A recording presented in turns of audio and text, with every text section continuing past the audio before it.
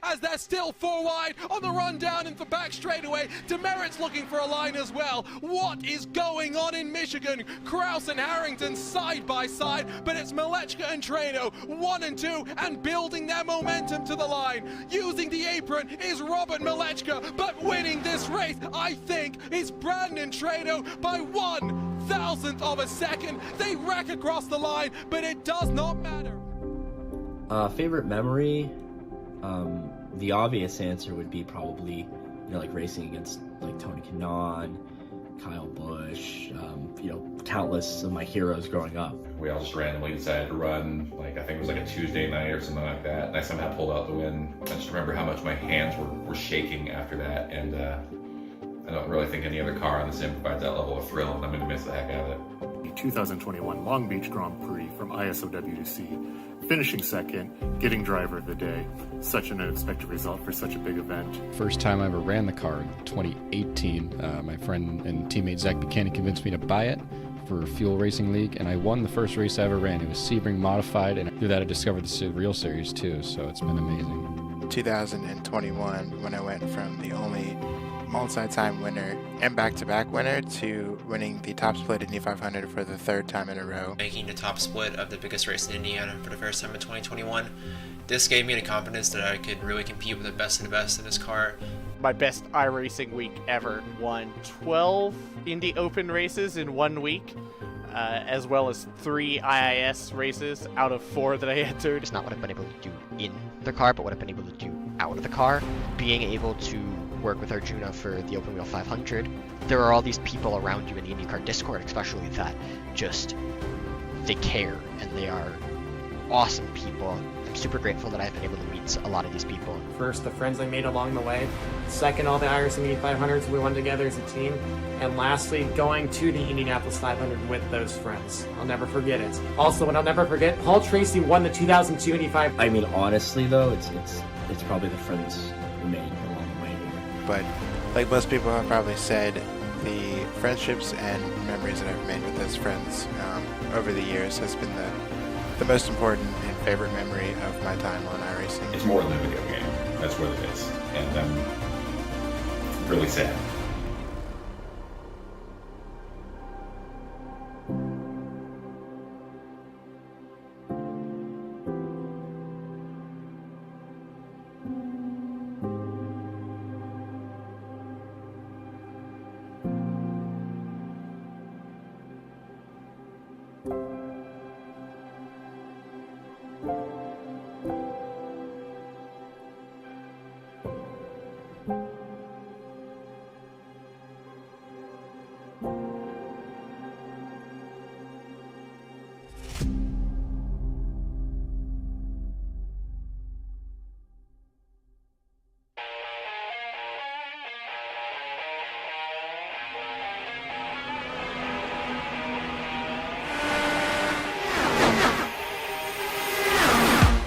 "378 days ago, emotions ran high as a community said goodbye. Today, the madness comes to an end as iRacing and IndyCar rejoin forces heading into 2024. Welcome along to the RaceSpot US 500, The Return. Delighted to have your company here on RaceSpot TV. My name is Arjuna Kankipati, joined alongside by Joey Tebben. Joey, at the end of 2022, we said goodbye with a high-speed thriller at Michigan, and what better place to write the first chapter in Volume 2 than heading to its sister track, over to Fontana to Auto Club, a legacy now preserved in the virtual world, and surely we're in for a spectacle today as the IR18 graces the screens of RaceSpot TV once again.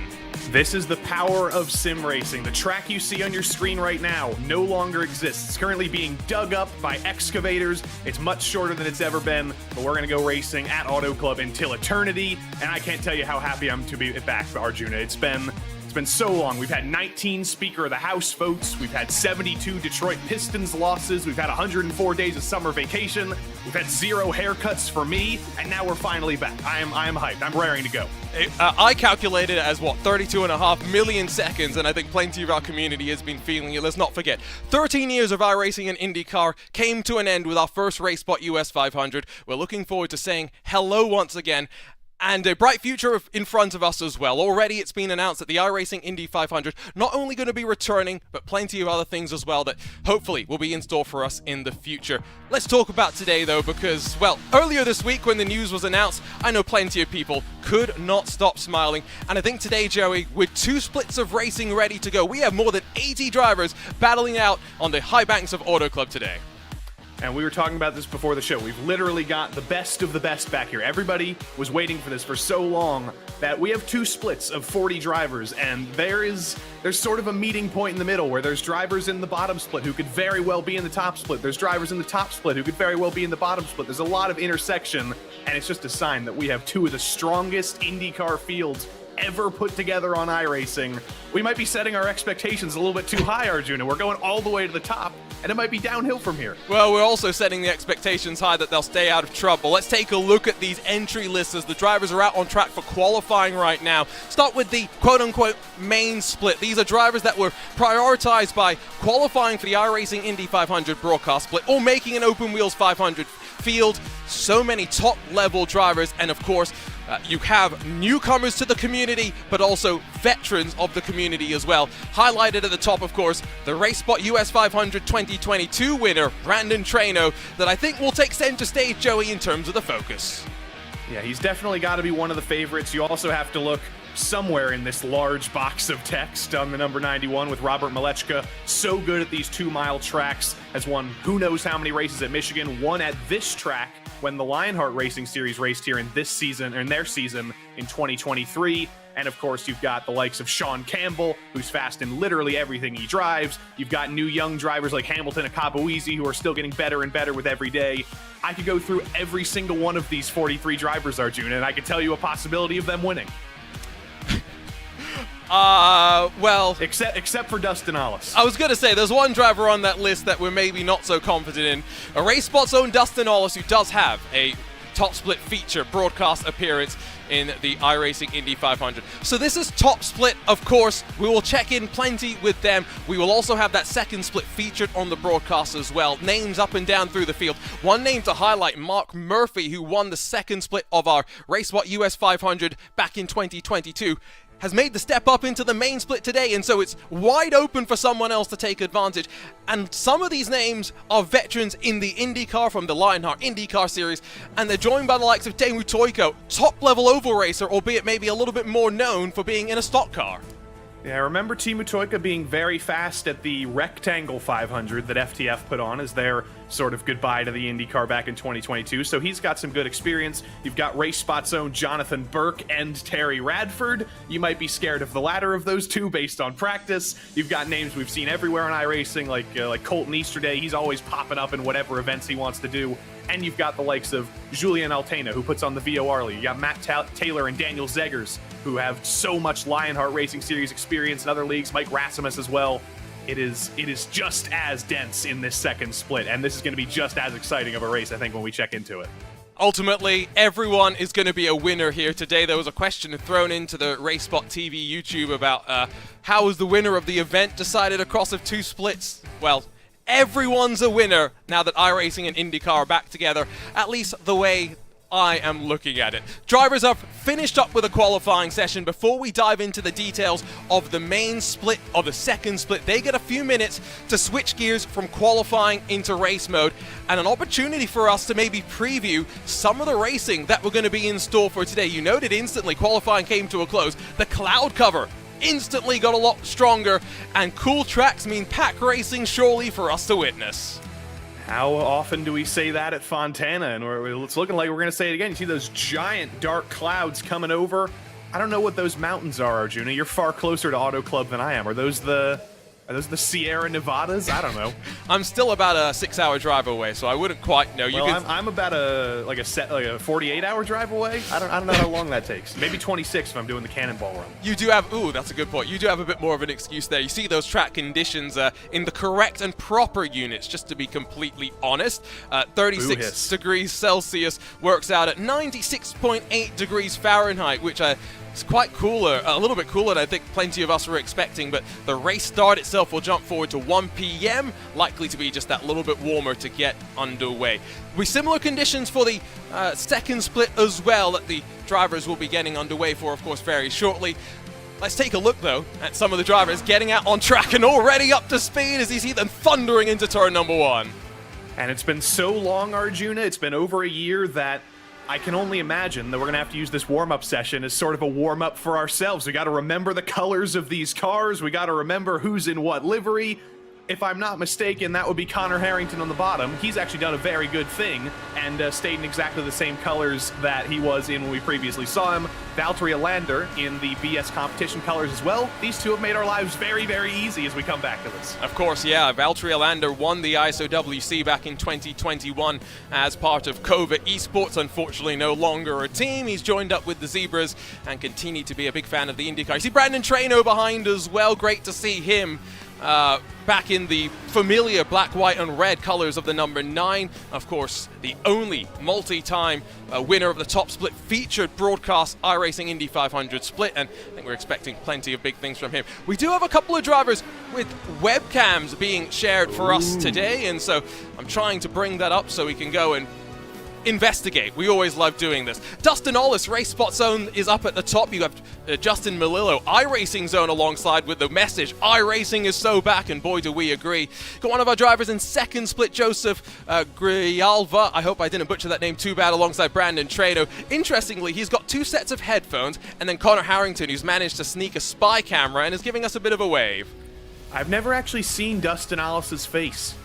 For as many broadcasts as Dustin Ollis has produced for me, I have never seen that man's face, so it's good to finally be introduced. It's good to see Joseph Grijalva. I have not raced against that guy, my fellow Joseph, since I believe 2 years ago. We were in a Chicago street circuit race together. I crashed 7 times. He crashed 0 times. He finished second. We have a GoPro that's joining. Who's this going to be? It just appears. That's Colton Easterday. I love how you knew before he even finished completely showing up. I know that camera. I know that camera that's placed on the shifter. That is, nobody else could do that precariously. Oh, it's great to see, of course, these drivers, and we'll be able to follow along behind the wheel of their machines. Oh, here we go. We're 3, we're 4 wide. No, Christian Steele's got some new colors on his i5G entry, of course, the reigning, defending winner of the iRacing Indy 500. The problem with iRacing and IndyCar coming back together is Steele's going to have to defend his win later this year.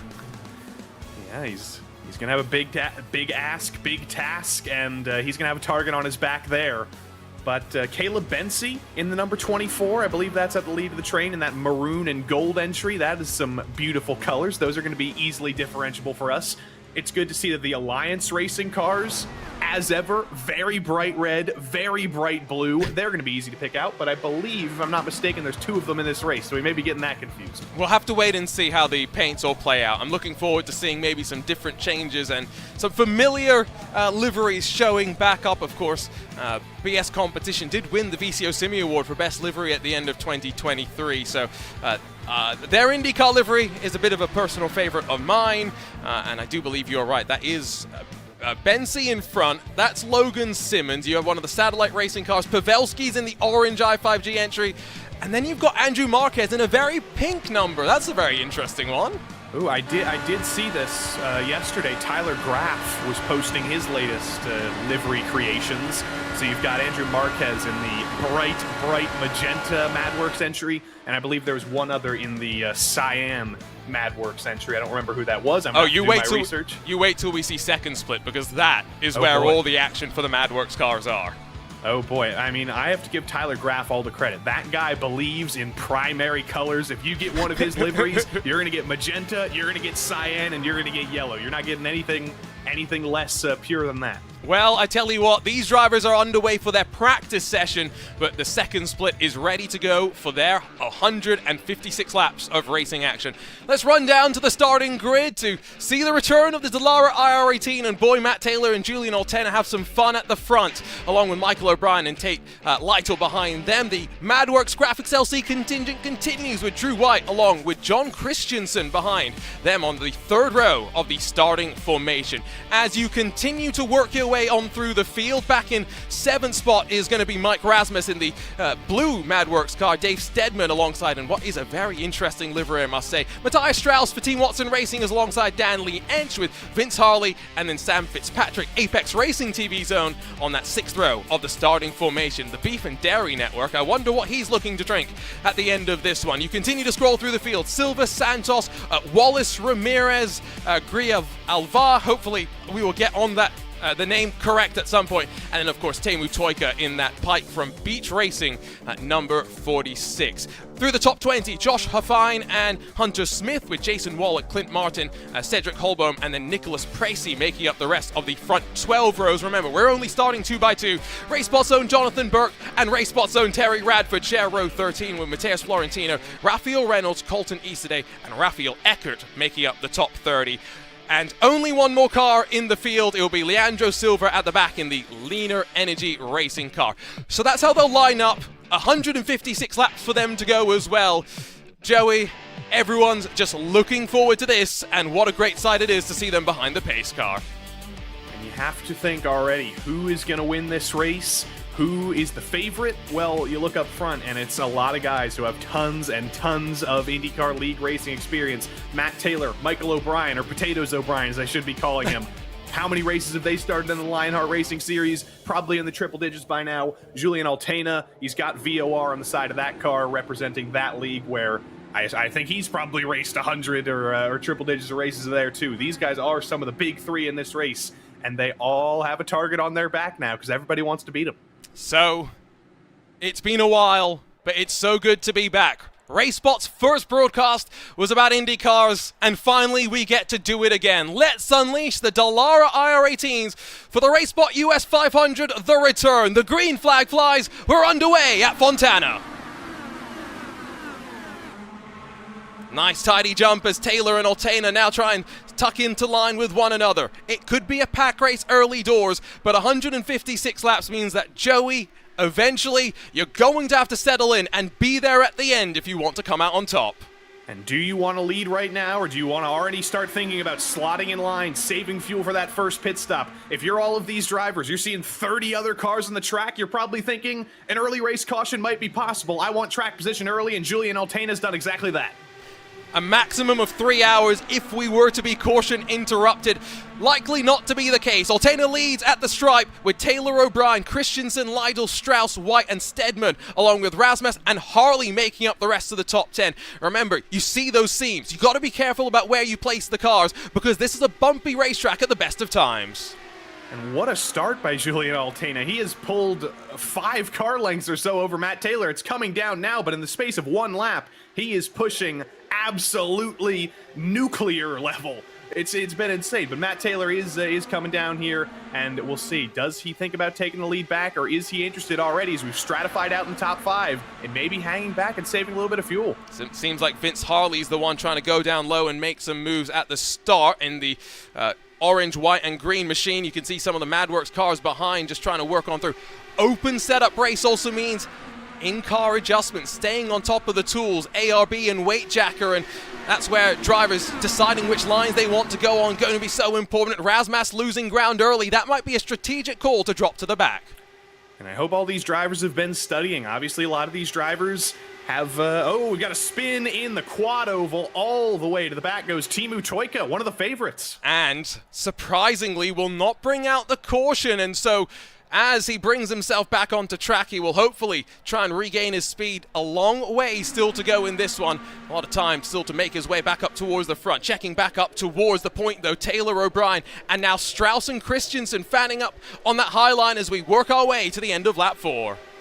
Teemu's going to be hoping for a caution immediately so he doesn't lose this lap. He's about half a lap behind now. Things are starting to get crazy up in the lead pack, though, so if he's looking at his relative, his hopes are going up a little bit here. Nobody's been able to break the Julian Altena lead, though. Whether Matt Taylor has been unable to get the run he needs, or whether he just can't operate in clean air, he's just stuck in second place right now. O'Brien and Strauss stuck side by side as well. Let's go ahead and take a look at the starting grid for the main split. 4 laps of green and clean racing complete for split 2, and it's Team Talent, private label, Team Height that lock out the front row. Andreas Eich alongside Jason Brophy split by 5,000ths of a second. Connor Harrington alongside the 2 times Open Wheel 500 winner Hugo Olsen split themselves on row 2. Brandon Treno, the king of the bricks, is alongside Andrew Kinsella, while starting back in the 7th position, it's the hat-wearing Robert Malechka. Andrew Wood will be his company. AJ Musselman, representing 510 Esports on their debut on RaceSpotTV, is alongside the King Chin,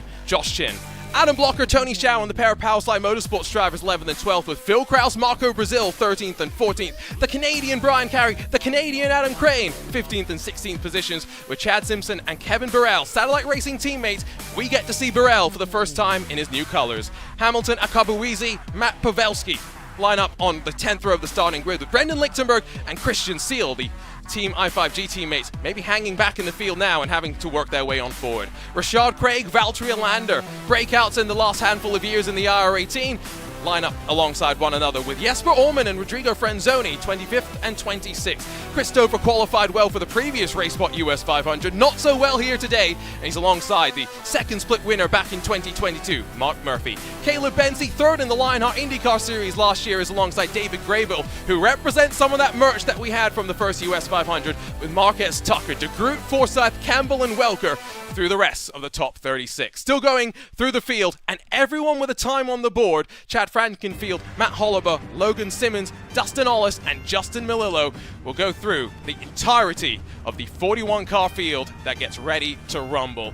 It's a stacked field up and down, the margins in qualifying quite close up towards the top, and as they roll down on pit lane, I think tensions at an all-time high. But at the same time, Joey, it's all about the happiness that I'm sure the drivers are feeling. Yeah, everybody is teeming with excitement right now. I'm teeming with disappointment because our iRacing broadcasters, Dustin Ollis and Justin Melillo, they've disappointed us at the back of the field. But you know what? If you qualify last and second to last, the only way up for both of them is up. They can't go down from there. But Andreas Eich on pole here, not the driver I would have picked, honestly, Arjuna, to start from the pole in this race. Jason Brophy starting alongside him. It's a little bit shuffled up in qualifying, at least. And we'll see some drivers who qualified deeper in the field definitely move their way forward early on. I did see a couple of comments from Robert Malechka in particular, indicating that it was going to be a race to the back at the start. He wanted to stay out of trouble, ride initially.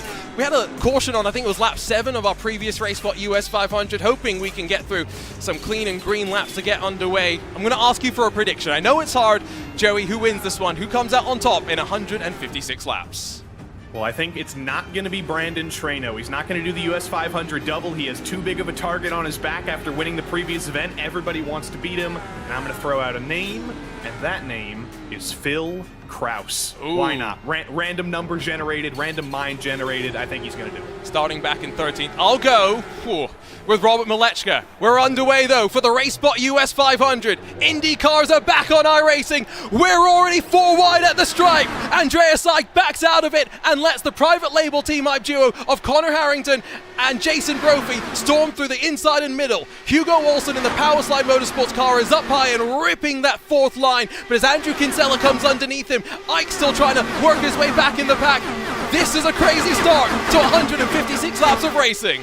I don't know what happened to Andreas Eich. Started from the pole, got a great jump, and then immediately lost all momentum. I don't know if he missed a shift or what. Jason Brophy up on the top line just didn't get off the line as well, and everybody absolutely swallowed by some of the big three. Malechka, Harrington, and Treno instantly up front 3 wide. Seemed like there may have been a little bit of an issue there with how the start unfolded. Black flags have been cleared for the drivers. No one's having to come down pit lane. Out of turn 2 for the 2nd time of asking. Adam Blocker in that 74 machine rides back in 10th position, up towards the front. Robert Malechka's making his moves, and down low, he told us he might be trying to go to the back. He's decided the front's even better. He'll lead at the end of lap number 2. I think it's looking a little bit like you're going to see the finish of this race with one driver absolutely glued to the bottom, like Robert Malechka. That's the place you really want to be. And if you're Connor Harrington, you've got to start studying right now. How do you squeeze Malechka down? How do you beat the car on the bottom on the outside to the line? Because if not, it's going to look a little bit like the finish of Michigan last year with Malechka and Traino and Casey Kerwin, where the car on the bottom is almost guaranteed to win on the run to the line. The search for clean air, well, it's a difficult one. Hugo Olsen's in the middle now. You see the line between Traino and Ike that he's aiming for. Brophy's sucked up behind Brandon Traino. End of lap number 3, and it's tense right now. It might string out the deeper into this race we go, but we've got to get there first. It was a caution on lap 7, and Lewis McClay doesn't believe in a commentator's curse. I'm hoping I'm not cursing them right now. I don't think you're going to curse them. I think you might just bring reality into our world, because you see a pack like this, you see everybody so hungry to get to the front. I don't think anybody's interested in saving fuel, at least in the top 5 right now, that it may only be a matter of time until something finally goes wrong. But our pole sitter, Andreas Ike, after a bad start, he's not scuppered by that at all. He's back to the front. He's making his moves. And it's been some clean moves as well. You look on the left side of the screen, you see those movers and shakers. Pavelski's up 11, former iRacing Indy 500 top split winner, let's not forget. And he's migrated up high. It's really interesting just to note where all the drivers are placing themselves. And again, it's been so long since we've gotten to see this. If this is what we're in for 2024, we've just come off the iRacing Roar before the 24 on the iRacing Esports Network. One of the best Roars that we've seen as well. This might be the best year in sim racing we've ever had. It might just be, but look at this cloud of cars here. Through turn 1, it's almost like a hurricane with how chopped up the air is. There are no places to find clean air unless you're absolutely ripping the top and there's not another car there in front of you. This is a clean air game. This is a weight jacker game. It's making sure you can follow as closely as possible, because you are feeling the effects of dirty air right now all throughout this pack. Let's take a look at some of those drivers' webcams as they ride. Look at Marquez on the left with the look of focus and the wheelbase just squirming underneath him as well.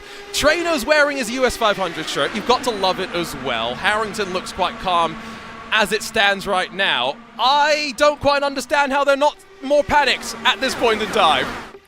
I have my RaceSpot 500 mug in the closet. I forgot to bring that out, Arjuna. You should have reminded me. I could have repped the merch from last year. But there'll be more in the future, I'm sure. We'll have stuff to have for history. Maybe I'll even get a RaceSpot car jumper cable. I could go for one of those.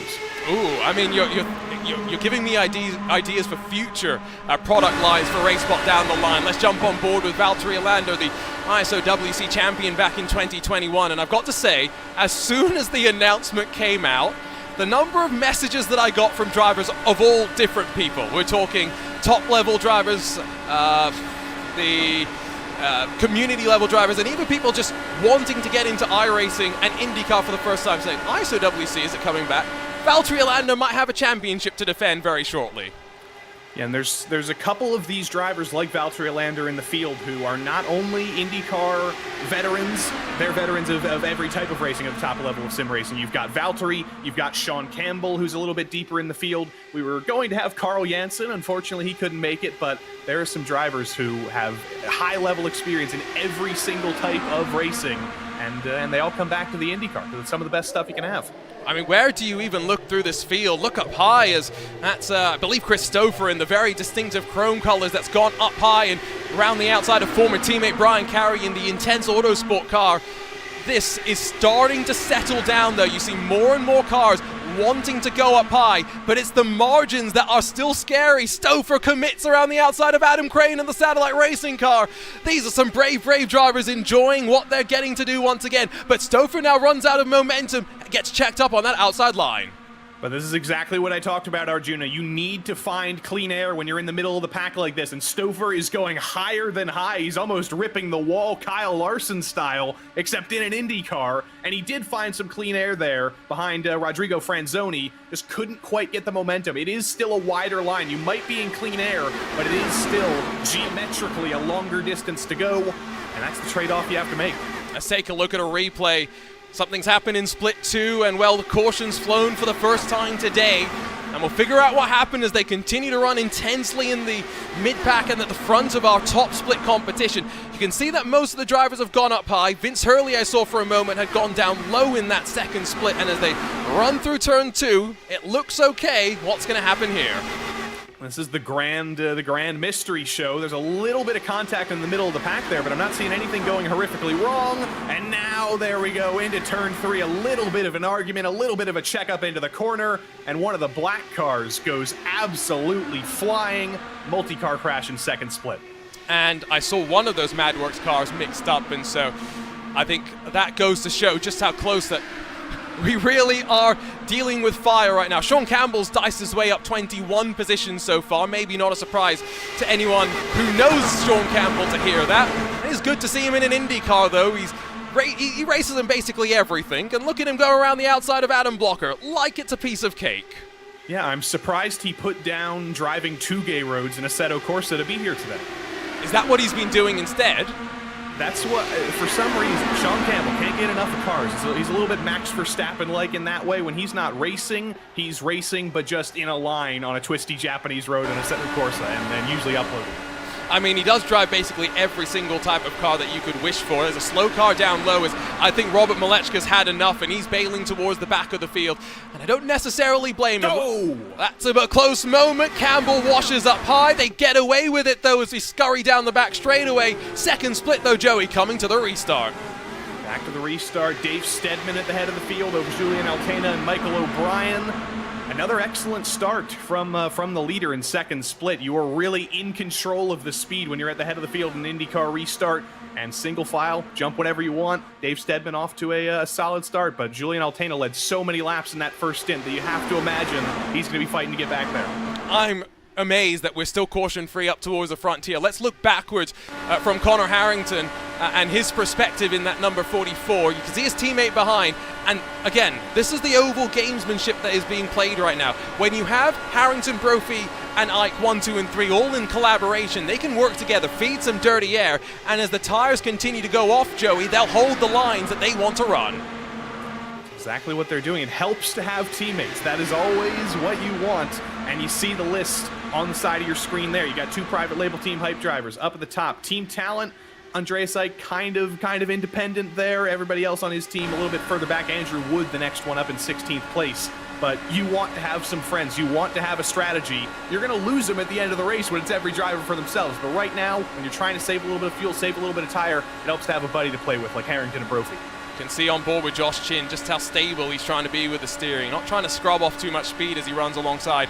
But I believe Hugo Olsen in the gold Powerslide Motorsports entry. Look how much the cameras shake from the sheer thunder of inertia being moved as these cars rumble around in speeds of excess of 350 kilometers an hour. Continue to be green up towards the frontier as well. As you take a look at the track map, they are all still in the queue. If we get to the green flag cycle of pit stops, that's when things will very much start to splinter up.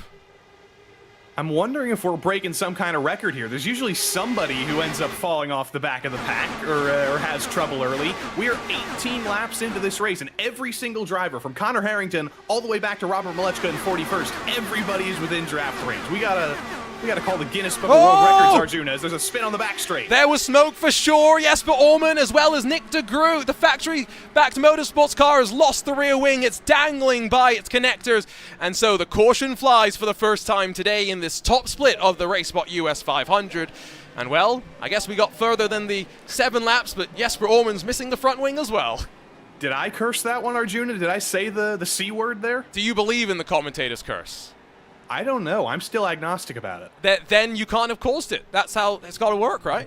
That's a good wager there. If you don't believe in it, nothing bad can happen. That's good stuff. But let's see what happened off of turn 2. That's Nick de Groot in the motorsport.com entry, just loses it himself, and then trying to avoid ends up directly in the back of Nick de Groot. That is so unfortunate, but that was just getting out of the dirty air, getting the air chopped off his nose, and too high of a weight jacker for clean air there for Nick de Groot. Loops him around, and nowhere the 3 of Jesper Orman could go.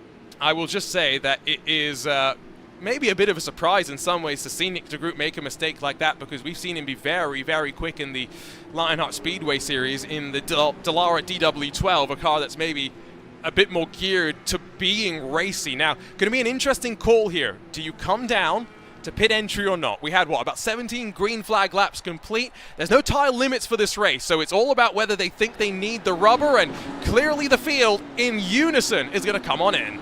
Yeah, you answered your own question there, Arjuna. Infinite sets of tires, that's the big thing. It's been 20 laps at full speed. The tires have been shredded to a certain extent now. We're taking fresh tires is going to be so important. You're going to see one driver stay out. I don't know if that was a lapped car or what, but it looked like potentially Robert Malechka is the only driver staying out. I think that's a deliberate move, though. He's going to come in next time around and ensure that he restarts at the back of the field. Mr. Hat just wanted some attention. I mean, that's a good way to do it. Get yourself some TV time. Take a screenshot right now, because if you don't end up there later today, you're going to need that. Well, I think it was Brandon Traino, Connor Harrington, Caleb Bensey, the running order on the race off of pit road, with then Jason Brophy and Andreas Eick behind them. See plenty of drivers gunning for position on that exit.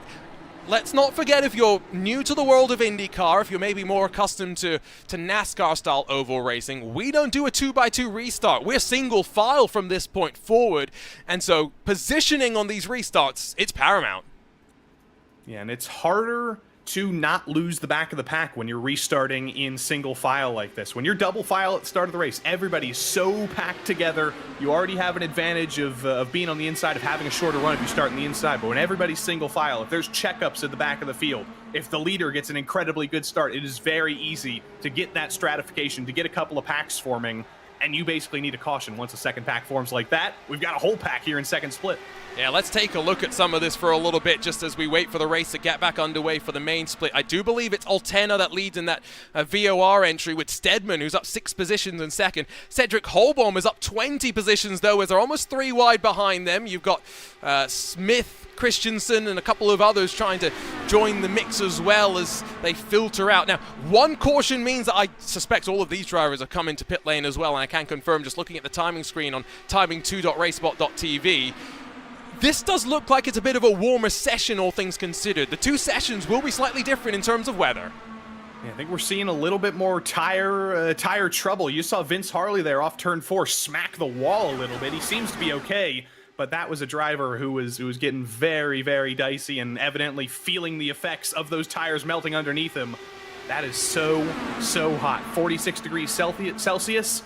I think we're having a little bit of Finnish translation there, Arjuna. 8th Elo. I don't know what month that is. That's August, so now I've learned something, and we've educated people here today on RaceSpot TV. Finland. It keeps giving. It does. You're never out of surprises with Finland. I can tell you, I'm just looking at the weather in the main split. It's 43 degrees Celsius, so it's maybe not as different as we were thinking it would be, but that main split's definitely just that little bit darker than what these drivers have in terms of the cloud cover right now. So they are coming to the end of lap 31, so they're making decent headway into the race. Let's not forget, they did start that slight bit earlier. The drivers of the main split are getting ready to get back underway in that single file formation. There you see the weather conditions.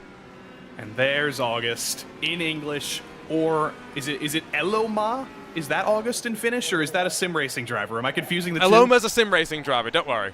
What if it's also a month? Maybe he's Alexi August. Ooh, I mean, there's a nickname if I've never heard one. Anyway, back to the non-puns at the front of the field, where it is Brandon Traino, Connor Harrington, and Caleb Bensey, who's up 26 positions from the start of the race. As we see the green flag drop once again here in the main split of the RaceSpot US 500, the return, and caution flies instantly. Oh goodness, what's happened? Oh goodness, what's happened? Indeed, Oh, there's days. a parking lot on the front straight, and I think this is similar to what I was talking about. When you have a single file start like that, there so often are huge checkups in the middle of the field as people try to go right as the green flag comes out, and then they very quickly realize there's about 20 cars in front of them who are all checking up, and there it is right in the middle of the field.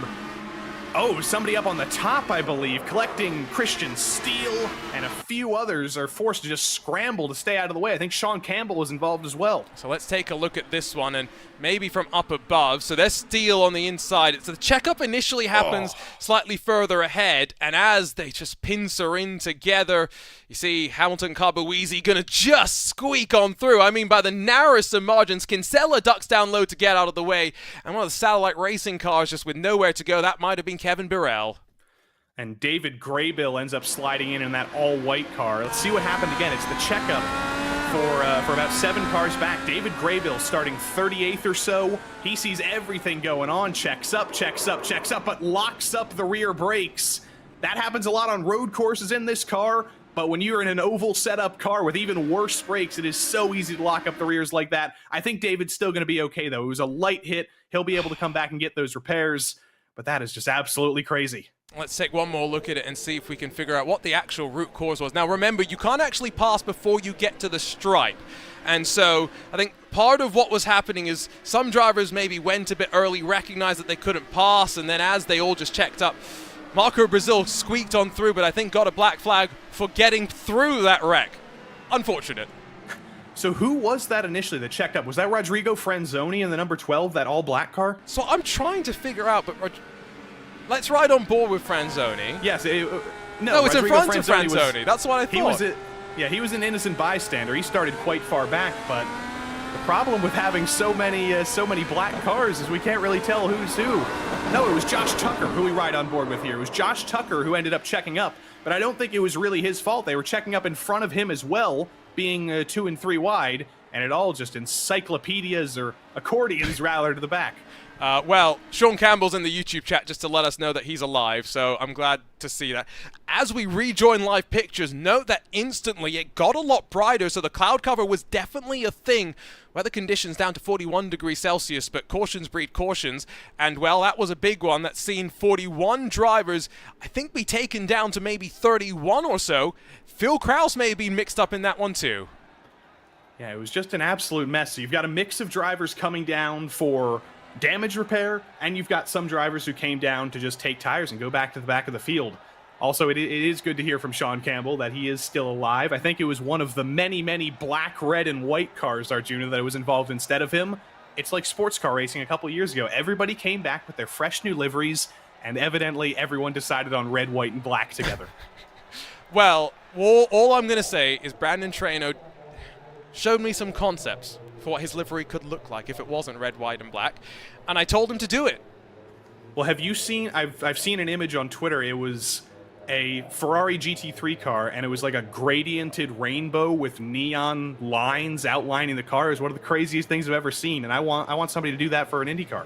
Okay, you're going to have to send me a picture afterwards. As we wait for the main split to get back underway, say hello once again to the drivers in the second split, and you'll note that we got a new race leader. After the spin initially, Teemu Toika runs at the front. Yeah, I was aiming to point that out last time we saw this. He was up to 8th, and I was like, where? How? But evidently he got no damage from that little oopsie on the front straight. Caution came out, brought him back up in the field, and Teemu has said, I am going to pass all of you guys. I'm going to lead this race again. This is the day of Teemu Toika. You can't keep him down. It's great. I'm loving it. It's going to be a fun ride as well, seeming as though most of the drivers at the front content to run single file. It's those further behind that are looking to be that little bit more aggressive. Lights are off on the pace car in the main split, so we'll keep our attention on them momentarily. But as Dave Steadman jumps back towards the lead, Sean Campbell's also pointed out for us that, Joey, it was only maybe 5 cars or so that really got mixed up in that one. And so Matt Hollibaugh, Rodrigo Franzoni, I think they may be done for the day along with Josh Tucker, but Christian Steele, Nick de Groot, Marco Brazil, and even Jesper Orman are still out there encircling, trying to get back onto the lead lap.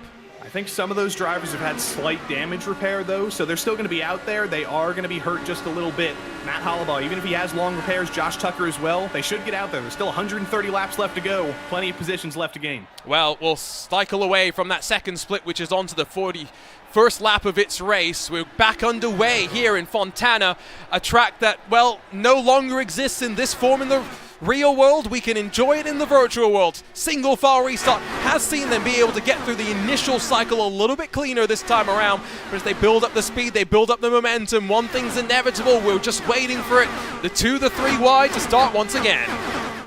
Caleb Bensi up in the fight for the lead, to the lead immediately, down to the bottom of Brandon Traino. Caleb Bensi, who, if I'm not mistaken, started 31st in this race, started 29th actually, give him a little bit more credit, but he is up 28 spots since the start of this race. He took advantage of the cycle of cautions to work his way to the front as well, and going to keep up towards that point. Andrew Kinsella got through that moment as you see Marco Brazil after serving that penalty down inside, I think, and Dustin Ollis now up to 18th, now 17th position, passing Logan Simmons. He's starting to make some headway with Hugo Olsen behind him. Yeah, how did we let this happen? How did we let Dustin Ollis get this far up the field and avoid all the trouble so far? You mentioned Caleb Bensi being up 28 spots. Dustin himself is up 23 spots as we ride on board with him. Survival is going to be very important in a race like this. If you can bring it to the finish, if you can finish all 156 laps, you might be in for a top 10 or a top 20.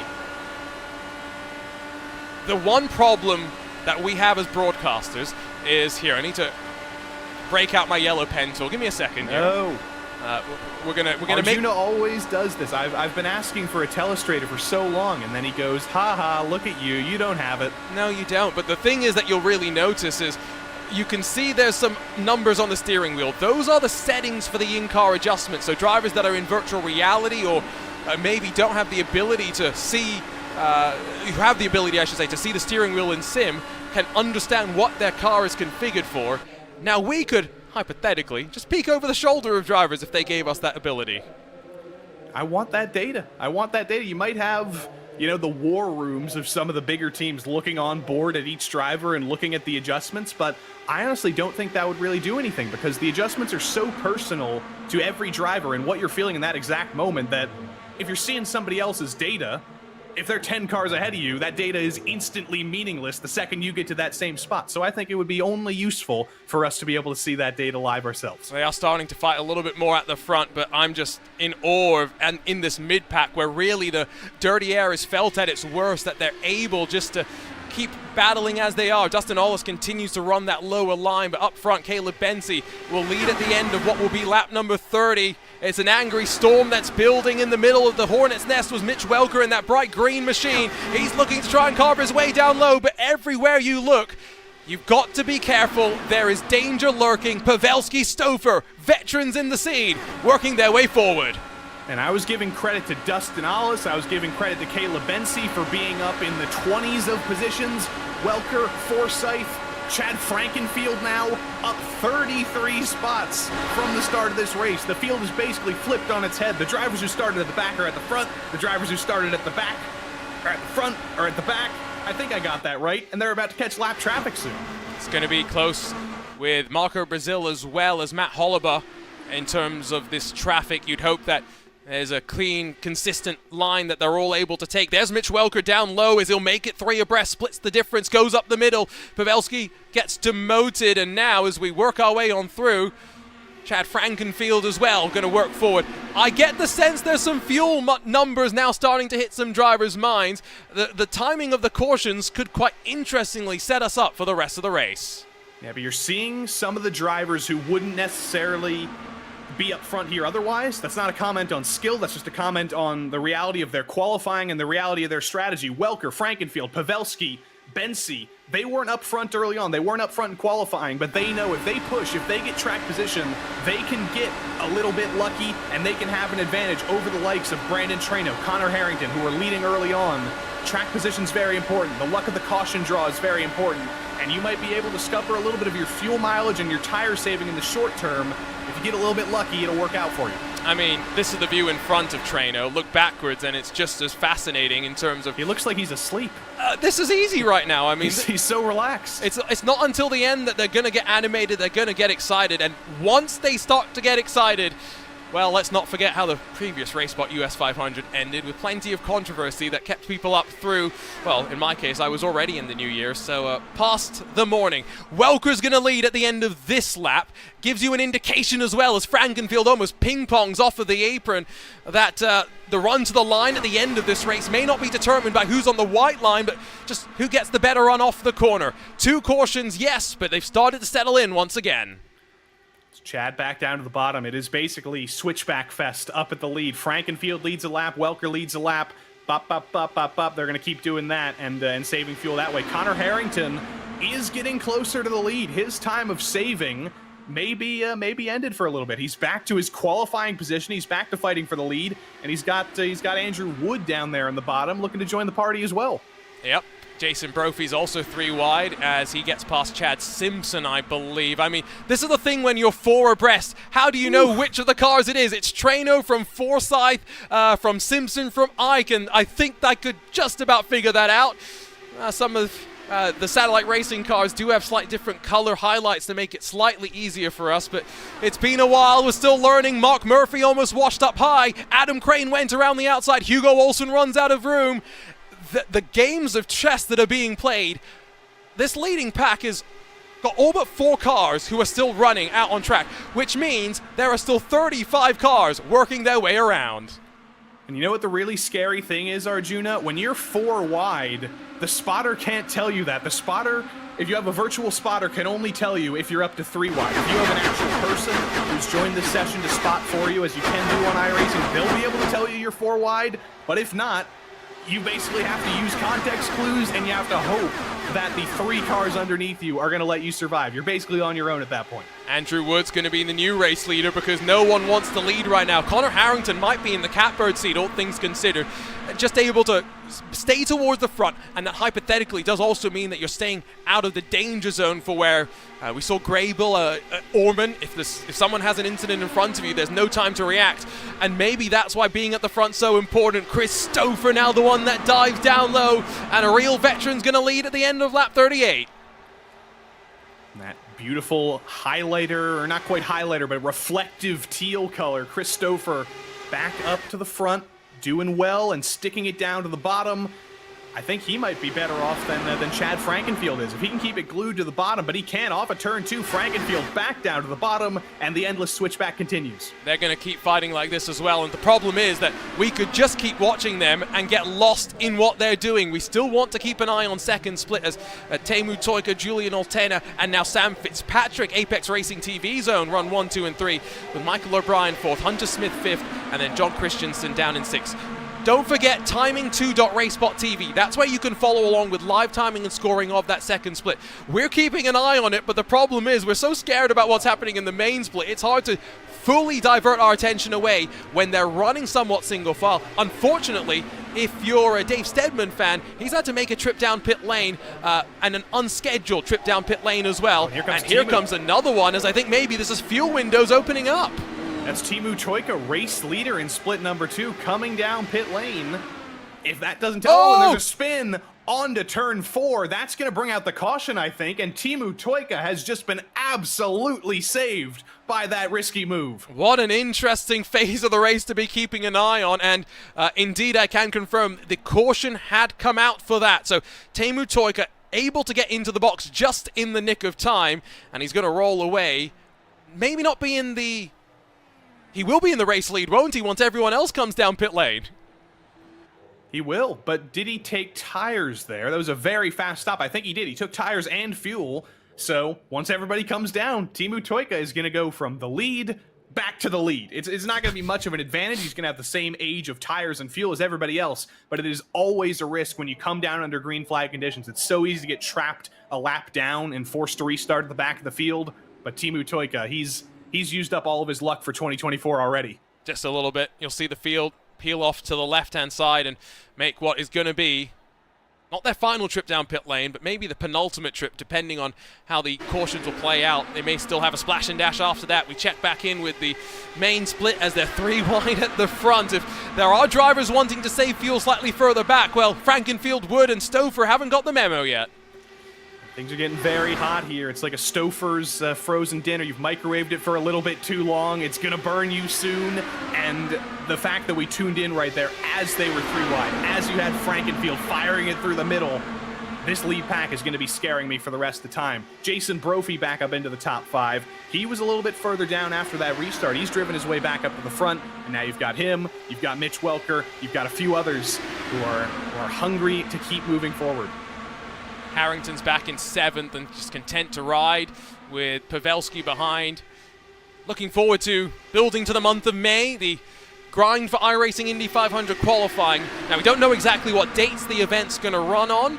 Likely not to be its traditional dates, because instead we have the iRacing Nürburgring 24 hours that weekend instead. But from personal experience, Joey, there is nothing like the qualifying weekend for the iRacing Indy 500. You have effectively infinite attempts to qualify. More realistically, it's how many attempts you can actually physically put on track and connect the laps together. And the setup that top teams will have at the start of the race, start of the qualifying weekend, I should say, is not the one that they'll end qualifying week with.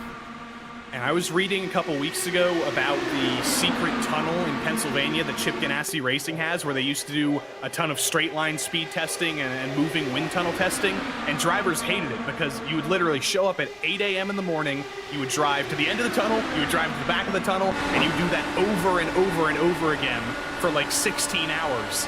And that's a little bit like iRacing Indy 500 qualifying. You are just constantly making runs. You're gonna be used to 4 corners like nothing else. You're gonna be seeing it in your sleep for the rest of the time. It's an experiment, and I think everybody's gonna be ready to be done with qualifying after it. But you got to make it happen. You got to go fast. I think that's not a bad way of putting it. Looking off the back of your pole positions winner, Team Talent number 96, as he slides up the inside. You can hear the feathering of the throttle, the searching of that clean air, looking as Adam Crane tries to search his way on through. That was confidence as well. It's a scary thing, downforce. It's an invisible impact on the car that gets stronger the faster you go. To get the most of the downforce, you need to go fast. But to go fast, you need to trust the downforce. Exactly, and this is one of the hardest things about open wheel oval racing. If you're used to oval racing in stock cars, dirty air plays somewhat of a role, especially in the NASCAR trucks nowadays, in the Cup Series as well. You definitely do have to deal with a little bit of dirty air, and the Xfinity Series is less to an extent. There's less aerodynamic effects here, but this is a plane, Arjuna. This is not a car. This is a plane. The downforce comes from those little wings and the floor underneath. So downforce is everything. The air is everything. The driver means a lot, but it's up to the driver to find where the dirty air isn't. You've got to play with the air. They've got to go searching for it. Well, as they continue to rumble, let's check back on in with that split number 2 as they get ready to come back to the green. So it's going to be officially 59 laps complete onto the 60th lap with Teemu Toika and Michael O'Brien. Chaos in the background. It's another restart with drama, and the caution's gonna fly instantly. I call this a little bit of rust, Arjuna. I said it's been 378 days or 32 million seconds or whatever you said. Some people are still shaking off the rust of doing these single-file restarts in very, very fragile open-wheel cars. If you hit somebody in the back in a stock car in a restart, doesn't matter. You'll just push them a little bit. You hit somebody in the back in an Indy car in a restart, you're going about 10 feet in the air. Well, it goes to show that it wasn't just the main split where stuff like that is possible. It can happen in the second split as well. We'll grab a replay when we can. Let's say hello again, though, to the intense racing that has not really devolved from the 2 wide. It stayed like this through the course of the running so far. And those 3 wide moments, the 3 wide activities, maybe a little bit nerve-wracking for those up and down through the field. The further back you go, though, the more you get to drivers like Robert Malechka, maybe Phil Krause as well, that are saying, it's not worth fighting just yet. Yep, that was my pick, Phil Krause, Arjuna. You never know what could happen. I may have caused a caution based on the commentator's curse, but this could make up for every single time that's ever happened. If Phil ends up winning this race, I'm going to take all the credit for it. I'm not going to let his driver skill take any of the credit. That's all me here in the booth. Okay. Well, remember, I don't believe he finished very well here last year at Michigan when we did the first US 500. Wasn't he involved on lap 7, or am I getting twisted? probably. And also he had his worst race here in the Lionheart Racing Series finale in 2022 when he had a podium in every single race until the finale. And coincidentally, that was the only race I was in the booth for, so I have some good graces to make up with Phil Kress. Didn't he finish like 10th or something, though? Probably. Yeah, I don't remember it being bad by any means. That was the thing. So 50 laps in the book, so third through this RaceSpot US 500 effectively for the drivers. Now Andrew Wood, the one that seemingly is going to be dropping back just a little bit on that entry into turn one. He's a bit worried about washing up as Connor Harrington goes around the outside. Connor Harrington, case in point, he's gone from running third now to running 14th. So I don't think we can put too much stock right now into where everyone is. The question is where they're going to be in about 60 laps time, 70 laps time on that run towards the end. And maybe less than 60 laps, though, because all of these stints, other than a few drivers, are about 33 laps long. Jason Brophy only on a 29-lap stint, now a 30-lap stint as they cross the line. But Frankenfield and basically every one of those drivers who are up 20, 30 spots, they're going to need to pit very soon, Arjuna. The fuel window is somewhat wide, but I believe we saw Teemu Toika in split number 2 coming in on lap 38 of his stint. So it's going to be very, very soon when we see green flag pit stops. Everybody's got to start working that out, because if there's not a caution, I hope you've practiced your pit entry. I think it's about 37 laps-ish, but I'm not 100% sure, to be completely honest. So as we continue to run, these drivers, like you say, are surely thinking about that pit stop window slightly further behind. Looks like Adam Crane starting to move his way on forward. This is not what you will expect in the iRacing Indy 500, just to clarify. If you are going to get into that, that is a very difficult race in which to pass. This is very easy to pass. Just wheel your way on forward. And you know what the key is there, Arjuna? Different track. Yes. I mean, different track. Indianapolis is it drives more like a road course than any other oval does, really. It does. It is a whole nother challenge, and I am very excited for that to be happening. I'm going to have to decide, how am I going to compete myself? And am I going to hop into the booth? Am I going to do both maybe in 2 different splits? I gotta figure out what I'm going to do there. But we've just crossed into 100 laps to go. This is important because it is going to be easy to do a 2-stop to the end. If we go green for the next 100 laps, God knows how unlikely that is, you can easily make it to the end on 2 more stops, and you won't even have to save any fuel. You can be push for almost the entire time.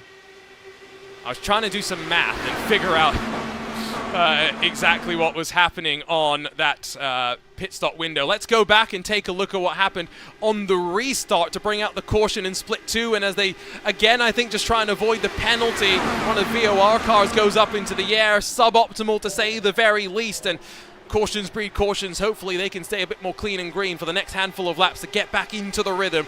Getting a bit darker once again, though, Joey, here in terms of the weather conditions. It's gone back up, though, to a balmy 46 degrees Celsius on track.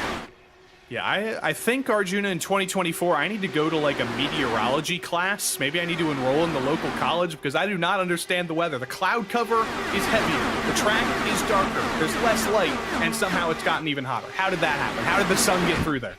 It's got to start cooling off is the problem first. So we've had all of the warming up of the track. Now we need the cycle to bring it back in the opposite direction. Again, speeds in excess of 360 kilometers down the straight, in excess of almost 350 kilometers an hour through the corners. It's a high-speed game of chess, and while mixed martial arts is described as a high-speed game of, it's a high-stakes game of chess with dire physical consequences. You don't want to go into the catch fencing. Best you believe you me there. And Connor Harrington's gone from 15th back up to 1st in the search of clean air. Well, the game of chess is about to start right now because here comes Chad Frankenfield, lap 39 of his stint. He is going to come down pit lane, but I see nobody else joining him.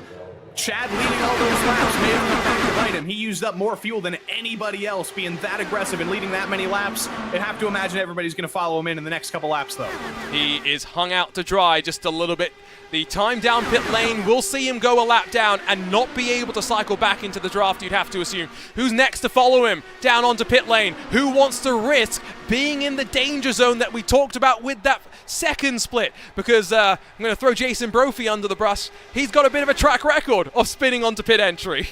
will remember last year or 2 years ago in the US 500 at Michigan, Jason Brophy came down pit lane. The caution instantly came out and saved him, a little bit Teemu Toika style. So he's gotten some good karma there, and he also has 4 less laps on this stint. He's going to have a shorter stop than anybody else. He is going to come in with his teammate Connor Harrington because he needs a buddy to play with. He's not going to come in on his own. Jason Brophy is actually in an excellent position if he can make sure he doesn't do Jason Brophy things on pit road. Chad Frankenfield is not being given any assistance as no one continues to go with him down onto pit lane. So they've been thinking about that fuel game. Like you said, that decision to lead has maybe come back to cost him. Left side of the screen, you can see the movers and shakers once again as 31 places for Mitch Welker.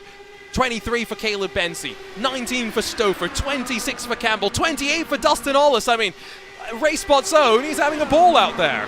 Those last names you said, though, those are going to be the first drivers to come down pit lane. The fuel stint's still extending longer and longer. And I think that tells us as well that Teemu Toika in split number 2, he was able to do 38 laps on his stint. I think every single one of those laps was in the lead of the race, and he was expending fuel like no other. All of these cars basically in the top 20, every single one of these drivers, none of them has consistently led laps. Connor Harrington was about 14th for the longest time until he got the lead. He was saving fuel that entire time, and he's been able to save already 5 more laps than he would have if he was just leading the race this entire time. I see there's a question about pineapple on pizza in the YouTube chat, and the only acceptable answer to that is no. Hamilton Akabueezy slips it up the inside with 3 wide at the stripe, and this is for 15th position. Still waiting for more drivers to make their way down onto pit lane. Frankenfield, his pit stop time to memorize the number stationary, 9.3 seconds as the yellow flag will fly. Ooh. On the back straight, there's a flipped car, one of the Alliance drivers, and I believe maybe showing in the background, Chad Simpson's doing a little bit of disco there, trying to get it flipped back over, but unfortunately, this is not GTA 4. You can't just wiggle the analog stick to flip the car back over. He's turtled. We got to get the helicopter out to drag that car back. 10 out of 10 on that one. That was a good pun. Oh, and, well, we were saying that, what was it, high stakes problem solving with physical consequences, that's what mixed martial arts is. Well, unfortunately for poor Chad Simpson, no amount of reaction time could have saved him there. Yeah, that wasn't martial arts. That was a plane crash there. And, yeah, Logan Simmons, actually, not Tony Schoen, spins, weight jacker issues, worn tires, loops the car around, and poor old Chad Simpson, that's probably what he's seeing right now. That was a lot of G's. He might have grayed out. Well, apparently, the catch fencing ripped off the camera. iRacing's that realistic. Well, some fans going home with that, Arjuna. It's going to be virtual Arjuna is going to have that in the background of his camera. You know, I'm here for it. I will accept it. If anyone wants to find it in the audience and send it over to me, at least it's not a tire flying off IMS turn 2. And finding trouble. Let's see, though, as we expect pit stops to get underway, it's maybe only fitting that it's time to distract someone. Dustin Ollis joins us in the broadcast booth. Dustin, how have things been going as you make your way down to pit lane? Oh, he's very focused right now. Can he hear us is the question. Dustin! No, he's very focused. Okay, we'll let him be. We'll try and come back to him slightly later on. But race off a pit lane. Who's going to come out on top here? It's going to be a race of the shortest pit stop, a race of who's been able to save the most fuel. Malechka and Kraus both end up staying out. I think they're interested in going to the back of the field. They're going to pit next time around, but Brophy's up on the jacks. Ike comes in up on the jacks. Harrington up on the jacks. Brophy drops down early, but Brandon Treno is going to win the race off pit lane. He has been able to save gallons of fuel, and Treno, who was about 4th coming into pit lane, is going to be in the lead. I don't necessarily even know if it was the time in the box as much it was the exit off and away that saw Treno be able to build that advantage. Don't forget, if you're watching us, you have your chance to make your opinion heard. Pineapple on pizza. There's only one correct opinion. Now, if we end this poll with yes, I have to seriously question the taste of everybody that watches RaceSpot TV, which is not something I can admit out loud. At the commissary at work this week, they had chicken, pineapple, and pickled jalapeno stromboli. It was not that good. I wanted it to be really good, but you actually got it. Yeah, but you couldn't taste the pineapple. That's what made it bad. No, I wanted more sweetness. I wanted more pineapple. Yeah, well, all I'll say is you do you, Joey, and that includes your puns. Robert Malechka. Doing me. Robert Malechka and Phil Kraus should find their way down to pit lane, surely. Should not expect anything too different from them. They seem to be quite happy to run towards the back and expect that to stay as is. While they continue to run like this, by the way, under caution in the main split. Say hello once again to second split. Teemu Toika, Altena, O'Brien, Silver, Smith. The top 5 as they stand right now.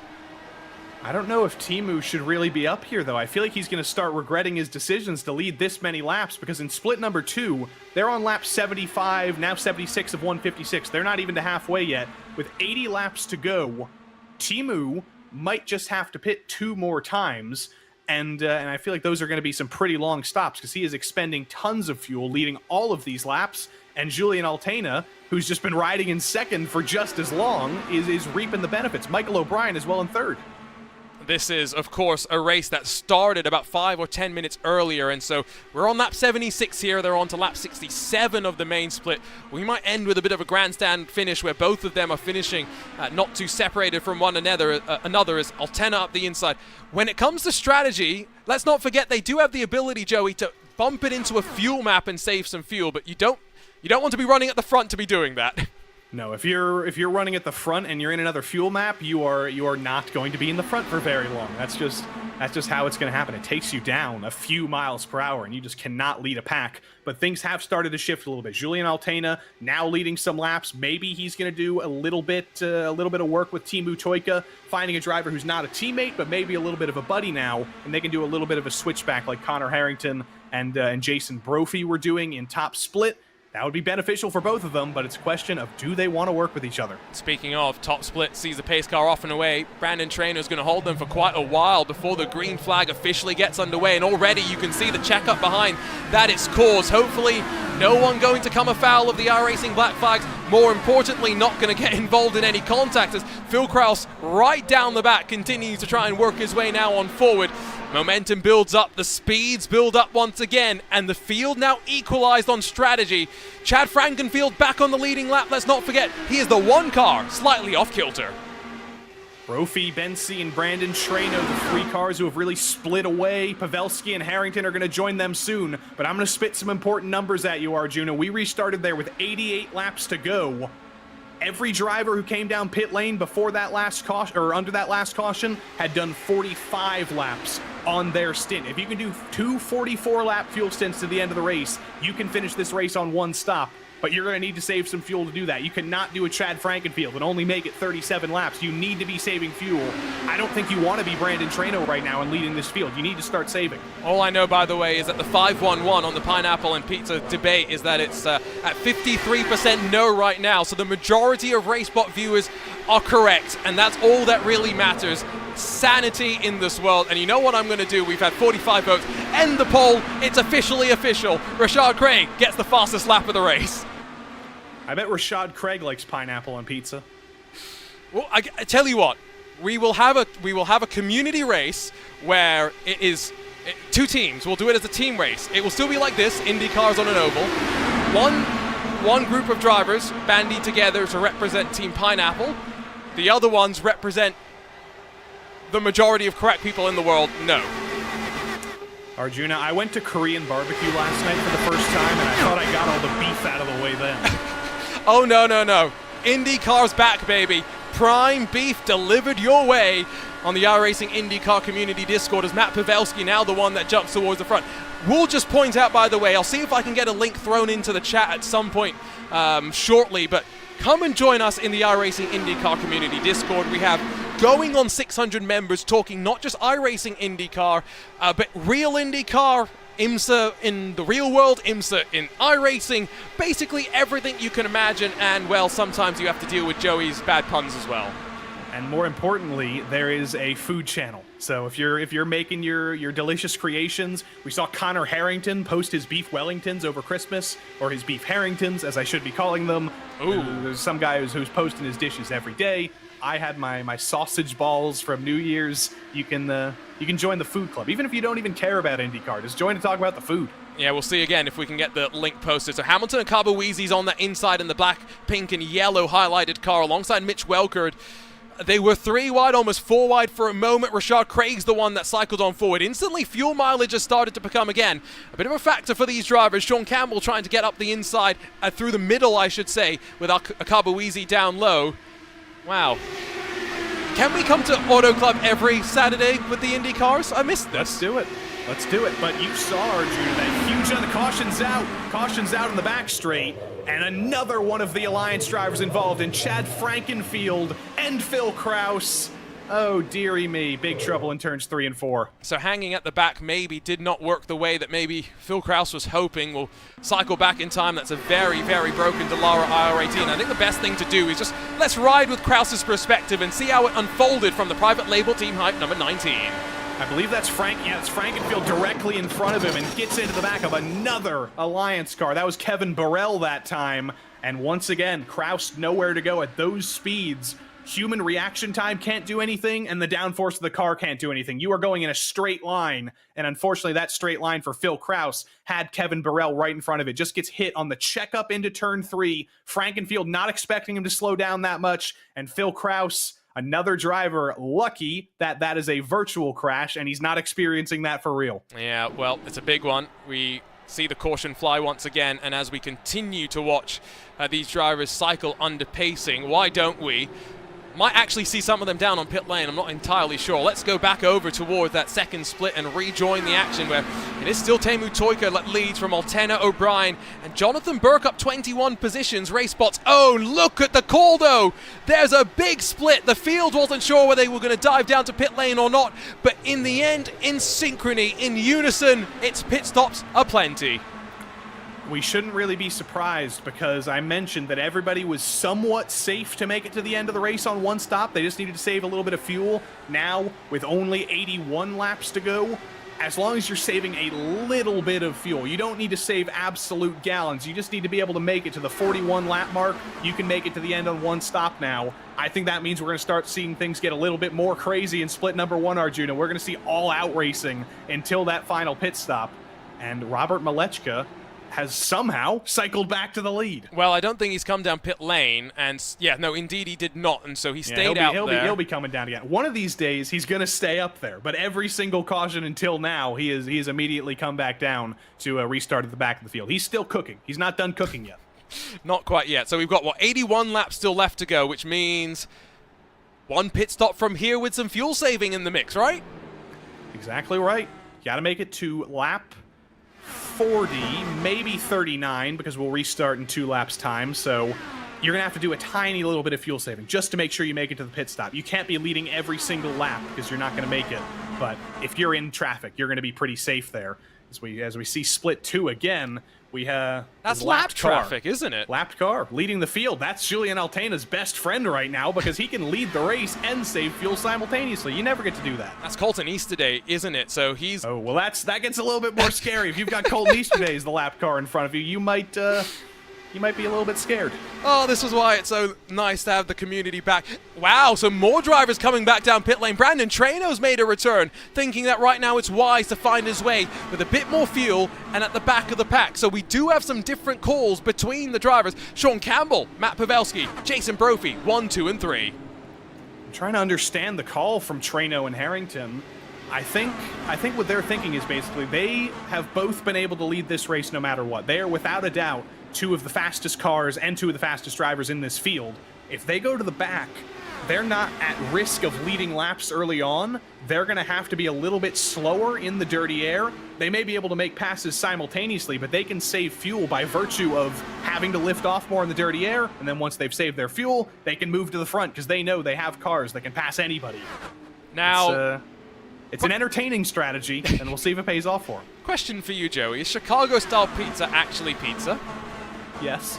Okay. It's very good. I love a giant cheese disc. Well, you are in the majority, it would seem, on RaceSpotTV, but apparently YouTube thinks that 56 plus 43 somehow equals 100. So, well, if you think about like the invention of pizza, pizza started, I believe, in like ancient Egypt when the first time somebody made a flatbread and put stuff on it. That was basically the origin of pizza, and then eventually tomatoes came to exist, and cheese came to exist. So pizza is a very wide definition. I am a I am a pan pizzaist. I'm going to cut you off because I think Sean Campbell came down pit lane but actually didn't stop in his box. So, that's a Sean Campbell move if I've ever seen one. But we're back underway here at the RaceSpot US 500 as the field makes their way in towards turn number 1 with, 80-odd laps still left to go. They're already 3 wide behind us. That looked like Andreas Eick, Adam Crane, and maybe even Mitch Welker trying to sort it out amongst themselves. But again, speed still building. Here comes the intensity rising. Well, that stint they were on, that was only a 10-lap stint, so the tires were definitely worn, but there's a crash on the back straight again. I don't think a caution's going to come out as everybody's still pointed straight, but that was big trouble, and wings flying everywhere. The third of the Alliance cars, every single one of the Indy Alliance racing drivers has now been involved in a crash. Satellite Racing, correction by the way there, the team that got involved. Andreas Eick leads from Jason Brophy and Hamilton Akabuwizi, who's up high and alongside now with Mitch Welker. So as Adam Crane is going to probably plummet down the field, given that he's missing the entire front nose plane of that car, he's going to have to try and find a way down low. I'm more surprised, to be honest, that does he not have a meatball? No, I don't think you get a meatball for missing half of the front wing, but he's feeling like a meatball right now because he is just rolling to the back of the field. What did we do to curse Satellite Racing? Not Indy Alliance Racing, for that matter. Kevin Burrell ends up in the fence, Chad Simpson ends up flipped, and Adam Crane ends up with half of a front wing. It has just not gone Satellite Racing's way today. No, and they'll be hoping that things to come will bode better, because ultimately this is an exhibition community race, the serious stuff. Well, we're going to get into the heart of that very shortly. There's Blocker trying to now go up the middle and work his way on forward once again. The ebbs and flows, the moving and shaking. If you plotted it on a graph, I think it would be quite fascinating to see the spikes that some of these drivers would have had. Dustin Ollis is in the middle of 3 wide, Olsen down low, Akabuwizi up high. Are they going to be 4 wide shortly? We've still got almost those 80 laps still left to go. They were almost 4 wide there, but I think that was very smart stuff from, I believe, Hugo Olsen and Caleb Bensi, 2 very experienced drivers, saw 4 wide and said, yeah, I've seen this go very badly before, but look at that through the middle. I think that was Rashad Craig sending it 4 wide underneath Hamilton Akabuwizi and keeping moving forward. We're right on board, down to the bottom of your screen. There's almost no track. You can't see the asphalt. It's all covered in cars. If you weren't nervous at the start of this race, you're probably not nervous now. But if you were nervous at the start, you might be even more nervous now. Because the closer we get to the end, the less willing drivers are going to be to give a little bit of room, to be willing to concede a pixel here or there. Those are the margins that sometimes we're dealing with through these races at these high-speed intensities. Andrew Wood will lead. Dustin Ollis is going to get up to second. Andreas Eick's going to be in third. Rashad Craig, Jason Brophy through the top 5.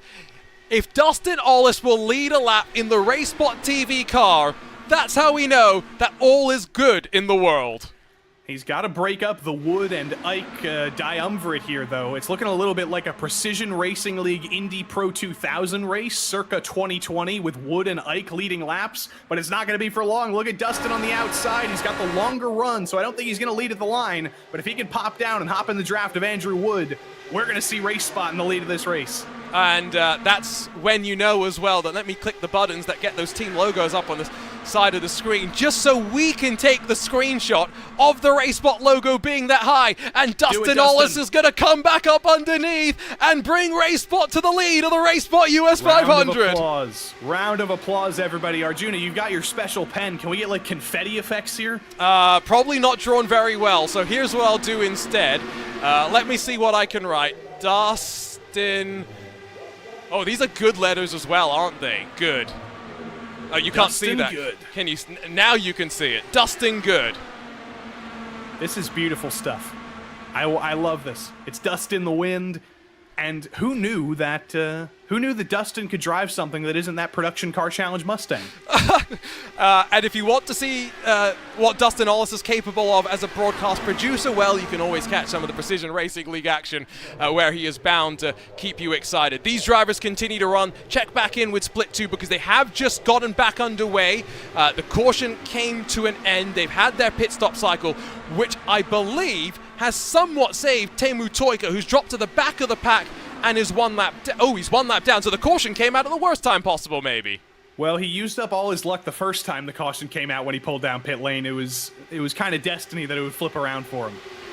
Well, no, it was green pits. I just can't read. So they haven't had a caution. Arjuna's just dumb. Well, here's more green pits. Sam Fitzpatrick and Julian Altena. That was a very, very aggressive pit entry for Fitzpatrick. I think he did get it slowed down, but that was being so much better on the brakes than Altena. And the Beef and Dairy Network highlighter blue car has used some road course prowess, I think, to get that car slowed down. It's not bad, is it? Some of the field, the strength that we've seen even in the second split as well. It's great to see how many people are so committed to the IndyCar. Attrition's been a little bit heavier here in the early stages of this race. So 31 starters here, down to about 17 or so on the leading lap with about the 55 laps still left to go. And now as the drivers at the front, John Silver hit lap 45 on their run for Teemu Toika. He's now just waiting to see where he feeds out in relation to the likes of Altena and Fitzpatrick on the pit stop window. John Silva, the only Silva left, I believe. I think Leandro has been involved in some trouble, but here is Teemu all on his own, and there's Sam Fitzpatrick right behind him. Teemu is going to pull about a second of a gap here. That isn't going to be big enough to break draft range. Sam is still going to be close enough to draft back up to him, but that is a big advantage for Teemu Toika. That's the effect of the undercut. And as now O'Brien, Pressey, and Ramirez all make their way to the lane as well. There's a look at Fitzpatrick, who is your unofficial with an asterisk winner of Bragging Rights 3. So does have a claim, a tenuous claim maybe, to being the fastest commentator in all of sim racing. But he is running in a very good spot as well. Again, these drivers have 53 laps to go, will be 52 next time by, as more and more pit stops continue to cycle underway. It seems to be just John Silver at the front, along with Harley and a handful of others that will continue to run. Let's go back over to the main split, though, as the pit stop cycle for the second split continues. Dustin Ollis continues to run up the front with Wood and Ike, the team talent pair behind him. Bensi, Brophy, Harrington, Campbell, Welcome, Pavelski, the rest of the top 9.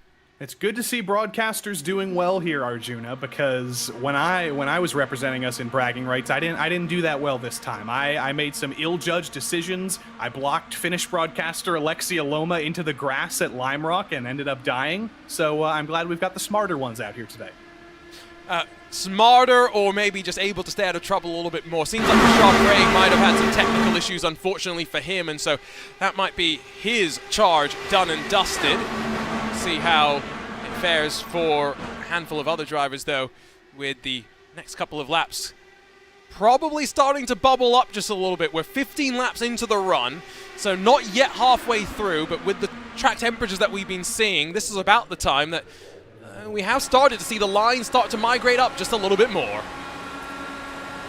But a little bit like how in the U.S., Iowa and New Hampshire, as presidential primaries kind of tell you how the elections are going to go, I think looking at Mr. Harrington and looking at Mr. Trano in the field right now tell you how things really need to be going in terms of strategy. Trano is back in 10th. Harrington is back in 7th. They are not pushing to the front. They are hanging a little bit back. They are saving fuel, because I think that's the way you're going to win this race. Andrew Wood, Andreas Ike, and Dustin Ollis, it's great to lead laps. They're expending more fuel than anybody else, though, and once that final pit stop comes around, they are going to be at a distinct disadvantage when Connor Harrington and Trano, what they've been cooking, is finally going to be delivered. Dustin Ollis is no longer leading because it's Team Talent 1 and 2. You can see him on the bottom far right, along with Trano and Harrington, as the cars wind their way through the opening section once again. 91 laps complete. Still waiting to see who's going to be the one that is the most risky towards the end. Because to be fair to the field, we've had a decent number of cautions, yes I know, but given how close the racing has been, Joey, it's been a great clean start to this second era of iRacing IndyCar. Yeah. These are the best of the best. This is the strongest IndyCar field that may have ever been constructed. Do you have an SOF for us, Arjuna? Did we calculate that? Ooh, that's a good question, and the answer is not off the top of my head. All right, somebody's got to dig in there. I think somebody in the chat could probably dig into the session and give us that number. But I have to imagine it's...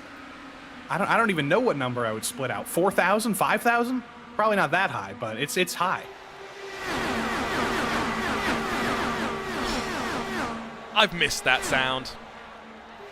Lots of rooms. Exactly, lots of rooms. We don't need fake Newman to make our engine sounds as well, so we're fortunate there. iRacing's done a great job of capturing 4,200 SOF, Arjuna, as per Christian Steele. Not bad. Not bad at all. That is pretty good. Not it's factoring in as well the likes of Valtteri Alander, for example. We know he's very good on the ovals, but he's not necessarily that experienced in terms of iRating. He's got 2,300 as opposed to the 8, 9, 10,000 he's got on the road side of things. So can't wait to see what SOFs we have going on to Monday night as well, where we will have, returning to RaceSpotTV, IndyCar official Open Series broadcast. And is there a better place for us to return, Joey? At least for me to return to those broadcasts than by going to the Nordschleife. I'm a happy man. I'm glad I'm not a driver, and honestly, I'm glad I'm not in the booth, because I have been given a height of commentator level at the Nordschleife that I can't beat. You've got Peter McKay, you've got every single corner at the Nordschleife in that old brain box. I've got maybe 7. Let's go ahead, and while they continue to run, take a look at, well, in what was a green flag cycle, an unfortunate end to Edson Santos' chances. We talked about how bumpy this track truly is, and Joey, as you're trying to get up to speed, let's not forget your tires are not in their optimal window, so you're not necessarily in the most stable platform. You saw the car track out wide, and once it hit the apron, it was game over. Yeah, that is one of the things that you really have to be used to. You're on flat ground there. You're not on the banking, so the car isn't going to react to a similar way than when you're at full speed. So if your weight jacker settings are a little bit too high, if those tires are still cold, the car is not going to like that. You're going to end up on the banking with the understeer, differences in angles, and that's going to end up looping you around, just like Edson Santos there. You clip the banking, and Santos gets expelled. We're riding with Andrew Kinsella, commentator for RaceSpot, but has also been on our coverage of not just Lionheart competitions, but the Monday night iRacing IndyCar series as well. Not someone that typically qualifies well, so if his partner is watching along, then I think she'll be quite happy to have seen Andrew qualify up in that 6th position. Housley came in with a decent qualifying setup, clearly. Open setup competition as well, on short notice, I think. Joey, did mean that some of the teams came in with, let's say, less preparation than others. Yeah, you saw that in qualifying with 0.7 of a second separating the whole field. That is not a split based on driver skill. That's just a split based on some drivers were more comfortable with those setups. Some drivers had a little bit more time, I think, to practice, and that's why you saw that there. But in race conditions, no BOP here, Arjuna. All the setups have been raced very well. We've seen, I don't know how many leaders. We're going to have to check the box score. I imagine it's in the double digits by now. Everybody has been able to fight in this race. We've seen so many drivers able to make passes, able to make moves, and able to lead laps. Natural BOP is car setup, isn't it, in Exactly. some ways, with no assistance from the organizers, unless it's a fixed setup competition. So we're 24 laps into the run for these drivers as we tick the number on over to lap 100 of 156, 57 laps still left to go. If the magic number for pit stops is around a 40-lap stint, maybe a little bit longer if you're saving a bit of fuel, then there is no concern about drivers needing to save fuel to get to the end.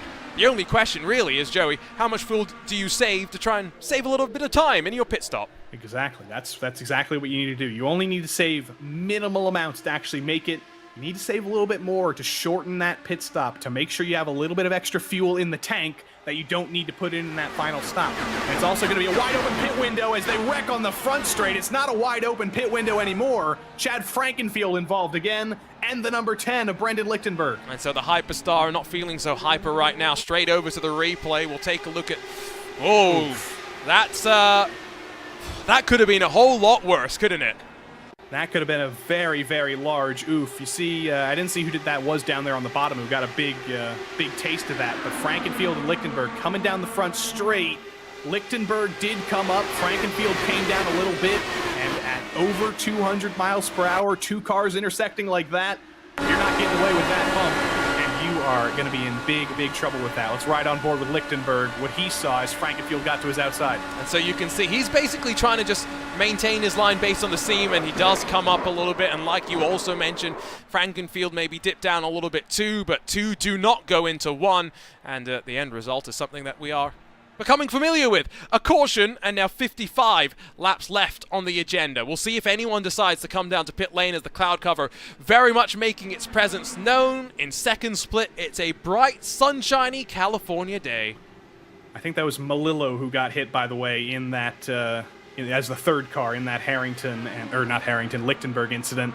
But yeah, not a good day to be an iRacing associate like Justin Malillo is, unfortunately. But second split is absolutely crazy. And you got a new name up in the lead of the race, Mike Razimus. Mentioned him early on as a driver with tons of experience in league racing competition in this car, and it's finally come good for him. He is ahead of Team Butoika and Sam Fitzpatrick and Julian Altena, all those guys who have been leading laps earlier on today. 43 for them to go will become 42 at the line, and so if I'm looking at this timing screen correctly, it's going to be a real splash and dash for these drivers. I don't think there's any concept of fuel saving for them, and for the 14 on the lead lap, if they stay out of trouble, hypothetically and realistically, based on what we're seeing with the setups that they seem to have, it could be anyone's game. Teemu Toika, of course, is up high in the stealth black machine. You have Julian Altena slightly further behind in the blue. Let's not forget some laps runners in the field as well as they continue to run their way on through here. Back over in main split, by the way. Whoa, is this what we expected, Joey?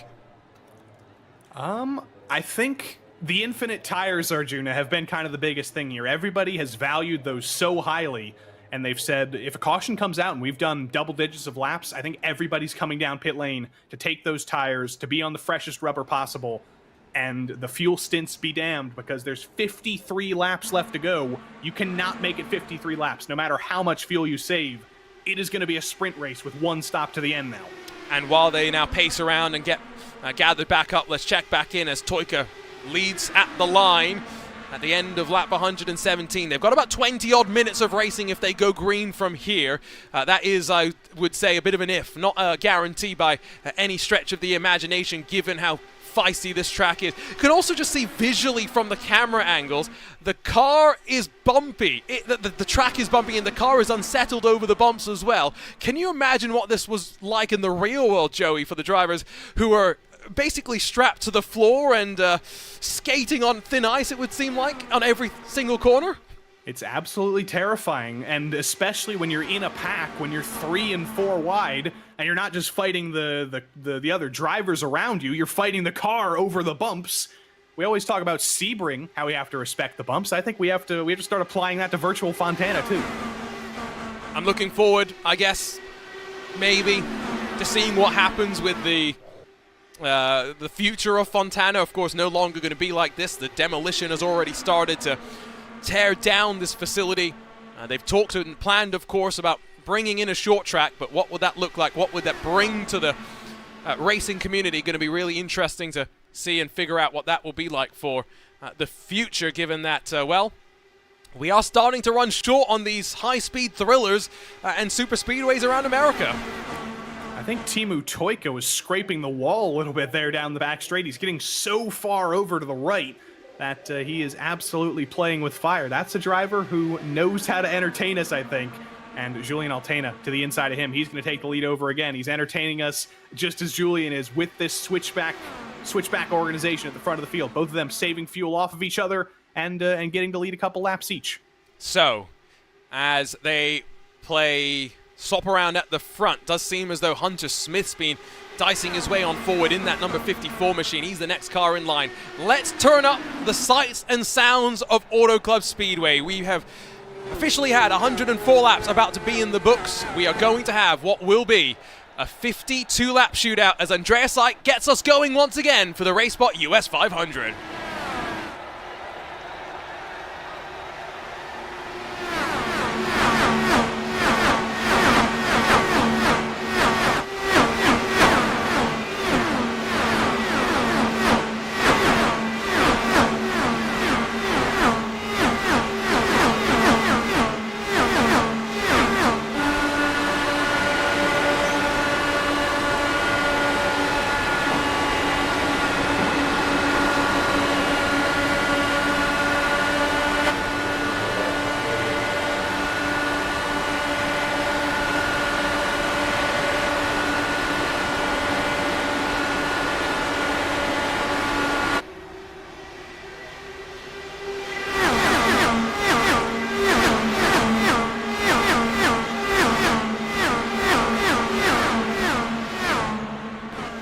It's a sound that you feel in the real world. It shakes your chest, but here in the sim, it fills you with excitement and joy.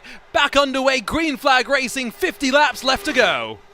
Have you seen the guy, Arjuna, who plays like an F1 lap at Monza on the guitar? Yes. I think you need to do that, but with an IndyCar. You know what we need to do? Is we need to get an IndyCar engine and we need to get it to play a song. Have you heard those? Have you seen those videos where people get Formula One cars? The French national anthem. Exactly. I don't know what are we gonna get them to play if we can't get Guitar Juna to play anything. What's the engine gonna play? Well, instead of me playing the Star Spangled Banner before one of the next 500s, we could have the car play it instead. I think it should play 100 Gex. What? You don't know 100 Gex? Maybe I do, and I'm just. Whenever you speak, I go deep into my cultural knowledge bank to try and figure out what's the Arjuna's not up punniest. on the hyper pop, folks. Point and laugh. Well, as Dustin Ollis gets passed by Hugo Olsen, almost standing still there up the inside. The overspeed from the car just working its way on forward.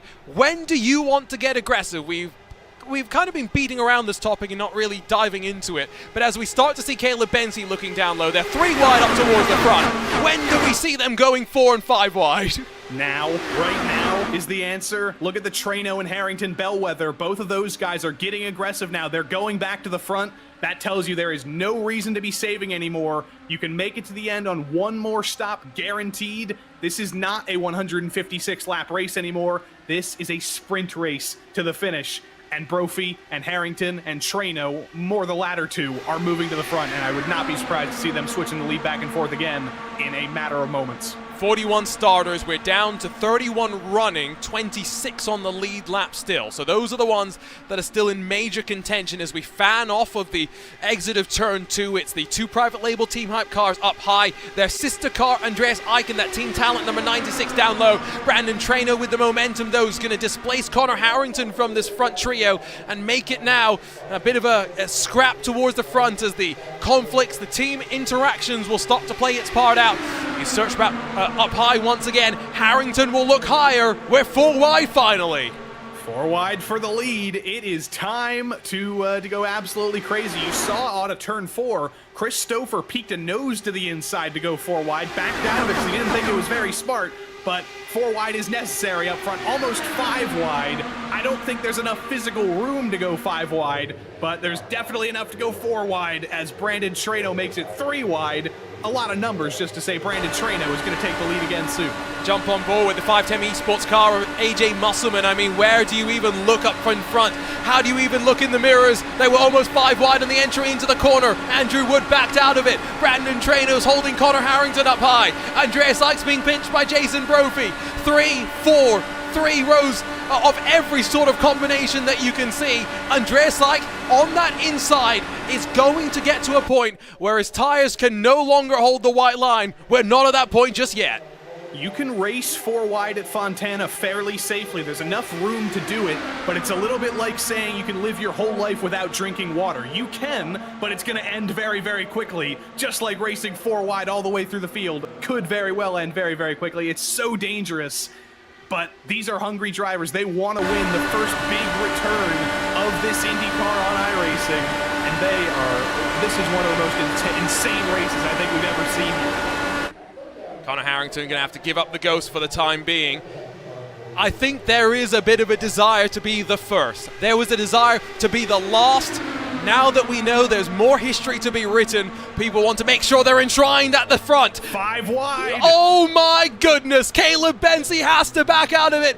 Brandon Trano commits. 5 wide they go. Onto the back straightaway. They'll be 5 wide once again. Can we get away with that again, though? And I think Caleb Benzie finds a wall of car in front of him. He's not going to be able to do it this time. But coming into turn 1 again, the track is at its widest on the front straight. If there is a door open and you can make it 5 wide, Brandon Trano just showed us he's willing to do that. Harrington up into the wall. There was a 1-car gap there, nothing more, and Harrington went for it. We are again dealing with pixels in terms of margins here. In the real world, it's inches. Andrew Kinsella almost runs up into Mitch Welker. Weight jacker adjustments right now. Oh boy, you've got to stay on top of it. There is no margin for error. These drivers still have 42 laps to go. Let's not forget second splits going on as well. The problem is, I think the second we take our attention away, something's going to go wrong here. Yeah, we cannot look away from this because 5 wide is coming again. Treno's the 4th car on the top this time. Doesn't have the momentum to stick with it, so it is only 3 wide. But Ike and Brophy and Bensi, they are doing a phenomenal job of just staying together and being a wall of cars. Treno and Harrington, for as fast as those guys are, for as great as those setups are, they can't get by a wall of cars. They can't get by around the outside. It's just a little bit too far of distance. If Ike and Brophy can stay together, they're both in the best chance here. They're both in the best place. Not 5 wide this time. We've learned our lesson.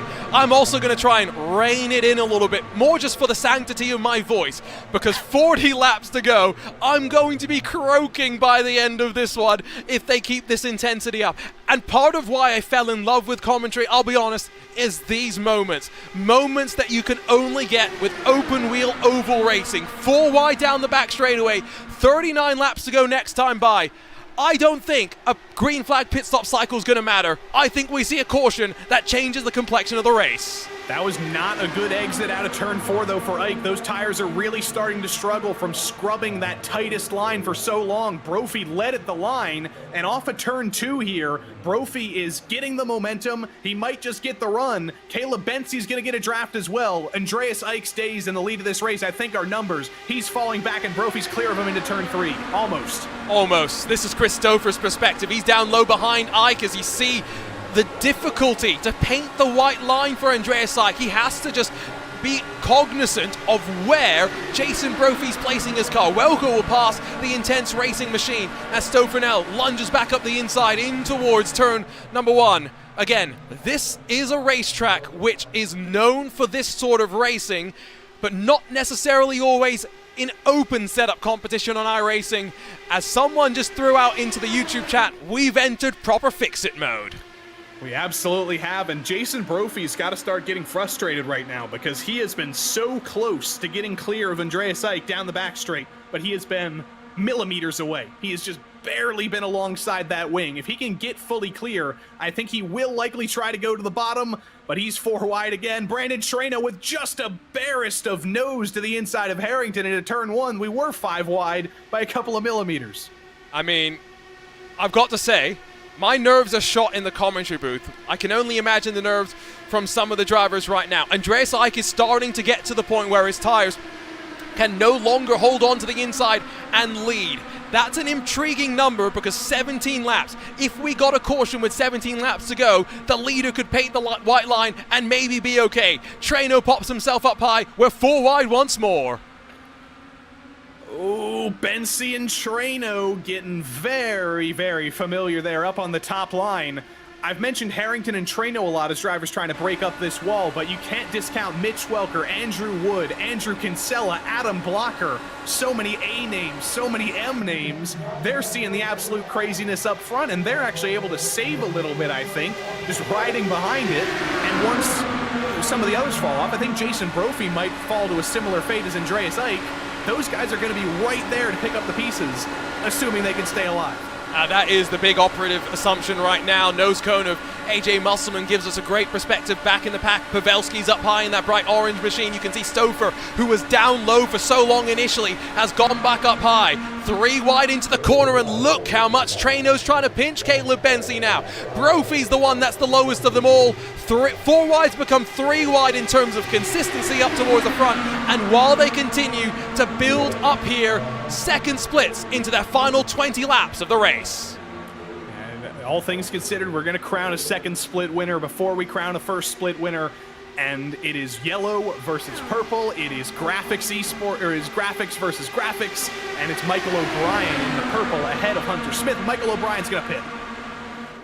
So into pit lane they come. Nope, that was a lapped car. That was a lapped car. Forgive me. Check it up on the second split. Sometimes we miss things. Michael O'Brien is actually the yellow car. So I gotta get my spotter guide out here. Yeah, well, that's the fun thing. iRacing and ATVO, our team behind the scenes that help make all of these productions possible, do have spotter guide functionalities. Looking forward to seeing those in display during the iRacing Daytona 24 a week from today. Treno goes down low. Here we go. 3 wide, and the king of the bricks takes the lead. Getting deja vu back to the finish of the US 500 in 2022. Trano did exactly that with a little bit more, a little bit more leeway with the track limits. That time he was totally within reason, totally above the white line, and totally in the lead. Well, we get the sense that still down low's a decent place to be. Brophy's going to hold Trano to that first seam. Not much speed given up on exit initially, but now that outside line builds its momentum. Brophy's going to be clear of Trano before they even get into the corner. Now, Jason Brophy, you've got one of the biggest challenges you've ever had, keeping Brandon Trano behind, and more importantly, making sure he can't make that bottom work for him. I think Brophy's still going to be able to lead the line here. Bensie's still in contention. Harrington has a huge run. 4 wide into turn 1 again, but can Harrington make it the longest way around? He's not going to be able to. Look at this is a great perspective for the margin that Trano and Brophy are giving each other. The respect on either side to understand, even at these speeds, they can afford to run that close. 4 wide's the norm at this point. 3 wide, it's not abnormal. This is ridiculous stuff. And finally, the tires are starting to show their age. Trano up the track, Brophy just hangs on, and Bensie gives them the room as Harrington once again 4 abreast. It's looking a little bit like MMA now, Arjuna. That was 2 bits of contact between Trano and Brophy in 2 corners. We've been running 4 wide fairly issue-free for the most part, but that was the first moment of getting a little bit scared. Trano just washing up the littlest bit down the bottom, with Brophy squeezing him down as much as humanly possible, and they come together again! Bensie spins, and that's going to be the caution. And who gets tangled up, or will it be a solo car incident? Bensie keeps it up high, and I think just one tangled up. As 30 to go, we'll see them all down to pit lane. This was the caution that I said would change the race. You could see that coming, Arjuna, with how much contact there was in just 1 lap. When stuff like that starts to happen, when drivers start to get in the cycle of making contact with each other, it turns into a fist fight at that point, and little punches become huge blows, and Caleb Bensie, just an innocent bystander there. Connor Harrington, I believe, was the driver who ended up getting into him at the end of it all, but I think he's okay. Let's take a look at it again. Harrington up on the top. Bensie is going to get kissed by Brophy, who got kissed by Trano, and Harrington does make it through with no trouble, no damage. Might have been a small clip. I couldn't quite tell. We'll look from up above. We'll grab the super slow-mo. And, well, if that's not... That could have been the big one. It implies there might be an even bigger one still yet to come. Well, when we restart, it's going to be about 28 laps to go, and that is going to be a sprint race to the finish officially. Such incredible reaction time by Connor Harrington there. There may have been a little bit of a clip on the front wing. He may have to do a front wing change there, but it looks okay from the distance. But that was inhuman reaction time, Arjuna. Harrington saw Bensie spinning in front of him, instantly got on the brakes, and somehow managed to avoid even bigger trouble. The limit of human reaction time is about 0.2 of a second, and I think Harrington was faster than that. We nudged up on that without a shadow of a doubt. Race off of pit road. It might be the last time the pit crews are involved. Those at the back already done with their service. It's 4 tires, a fresh tank of fuel, and for the final time, off and away in as quick a time as possible. Andrew Wood is rolling. Brandon Trano goes first though. Trano, Wood, and then I think Ike, Welker, Pavelski, Harrington, Stouffer, and Blocker. The rest of those running off a pit exit as they continue to get them... Ooh, what happened to Brophy? Brophy has gone all the way to the back of the pack, Arjuna. I don't know if he got a pit... No, he didn't get a pit lane speeding penalty. He would still be there if not for that. But Jason Brophy... Did he have that much damage, though? It was a slight kiss of contact. Would he... I don't know if he would have had damage that needed to be repaired there. It's the only thing that you can really think it could be, right? I mean, what else could it have been? Less than 10 to go in that second split, though. We will try and keep as much of our attention on them as they fight to the end. Leading, it's Mike Razmas from John Silva and then Teemu Toika. We're still waiting for Razmas to come down pit lane. I believe that's John Silva in the 81 in the Brazilian colors. Then Mike Rasmus in the 68, black and red, almost Christian Lundgaard-esque there, if you think to a real-life driver. And Teemu Toika. Teemu Toika is in the third car in line. Yeah, no. What am I talking about? This is Toika, Silva, and Clint Martin, actually. There Second, you go. Third, and fourth. Clint Martin is the black and white car. Mike Rasmus, who's actually in a similar colored car to Teemu Toika, has yet to stop. There we go. I got it eventually. The 68, the one that's behind the blue car, that is actually your race leader, Rasmussen. So he's on to the 41st lap of his stint. There is no way he is getting to the end of this race, even with a caution, right? Like, there's no mathematical certainty. I don't think so. 48 laps. We saw drivers able to go 45 laps on the in-top split, but that was with a caution coming out that forced them all to come down. I don't think they would have been able to make it 3 extra laps, and Mike Rasmus has led so many laps that I don't think he's going to be able to make it to the end. He is going to need to go for a splash and dash, just as Clint Martin did from 4th in the field. He's made his final stop, and he is not going to be fighting with Toika and Silva anymore. Yeah, just to clarify, Teemu Toika and John Silva are right now fighting for the lead, because if Mike Rasmus has to pit, which we expect that he does, he's going to drop behind them by virtue of coming down onto the lane. There is no ifs or buts about it, unfortunately. So as Silva and Toika duke it out amongst themselves, it will be 5 to go next time by, although I guess it's still technically 6 for them as they cross the line. There comes your race leader in. So Silva versus Toika, 1 and 2 up towards the front with 3 seconds further back.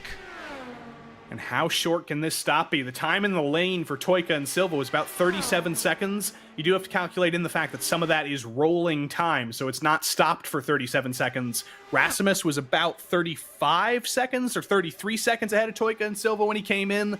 So this is going to be very close. It is going to be a race of Mike Rasmus hoping he can just pick onto the draft, because if he can still be within draft range, he's going to have 20 lap fresher tires than John Silva, and he'll be in a great position to win this race, but he's got to stick with the draft. Here we go. What's going to happen? I think Silva and Toika should be well on clear. You can see them up to speed around the outside. I think Rasmus is going to feed out alongside the likes of Strauss, Fontana, Smith, and Fitzpatrick. So it is still 5 to go, 4 next time by for them. My goodness, it's going to be a duke between these two.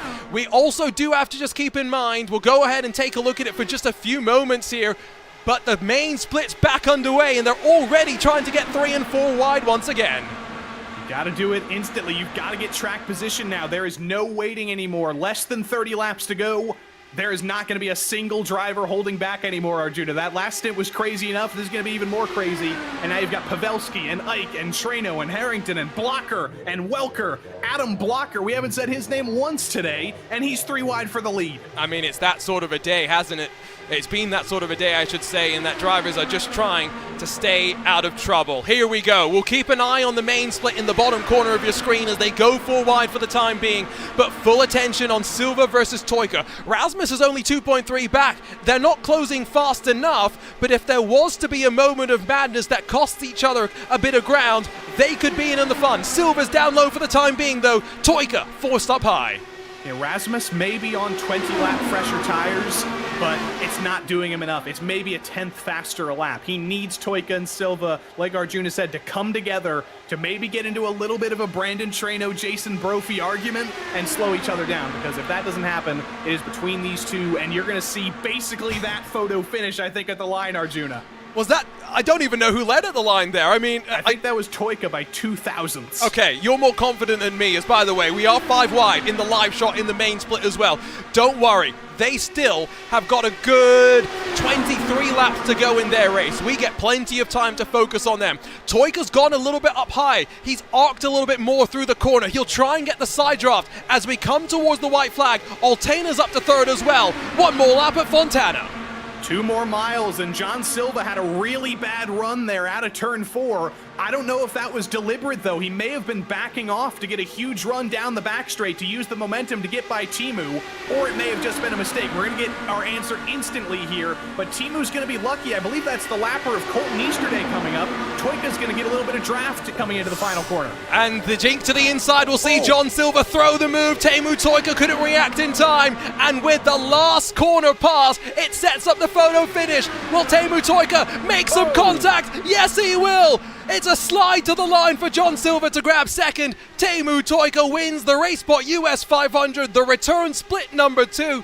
Maybe in controversial fashion, yes, but the ever-popular Finn will be thrilled with how things went. We will get a look at the result in a few moments' time. Focus on the live picture of the main split. Pavelski's just been shoved up high. There's contact between teammates. Blocker, Olsen into the wall, and the yellow flag will fly.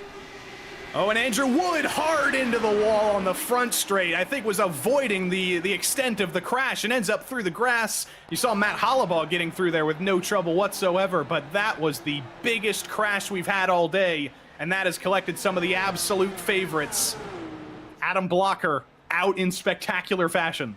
Let's, well, try and figure out what was happening, because everything, as you see the detonation between the teammates as they get just yeeted up into the right side. I think that's Franzoni that comes into the mix as well. Blocker is straddling the wall and finally gets deposited back onto all fours.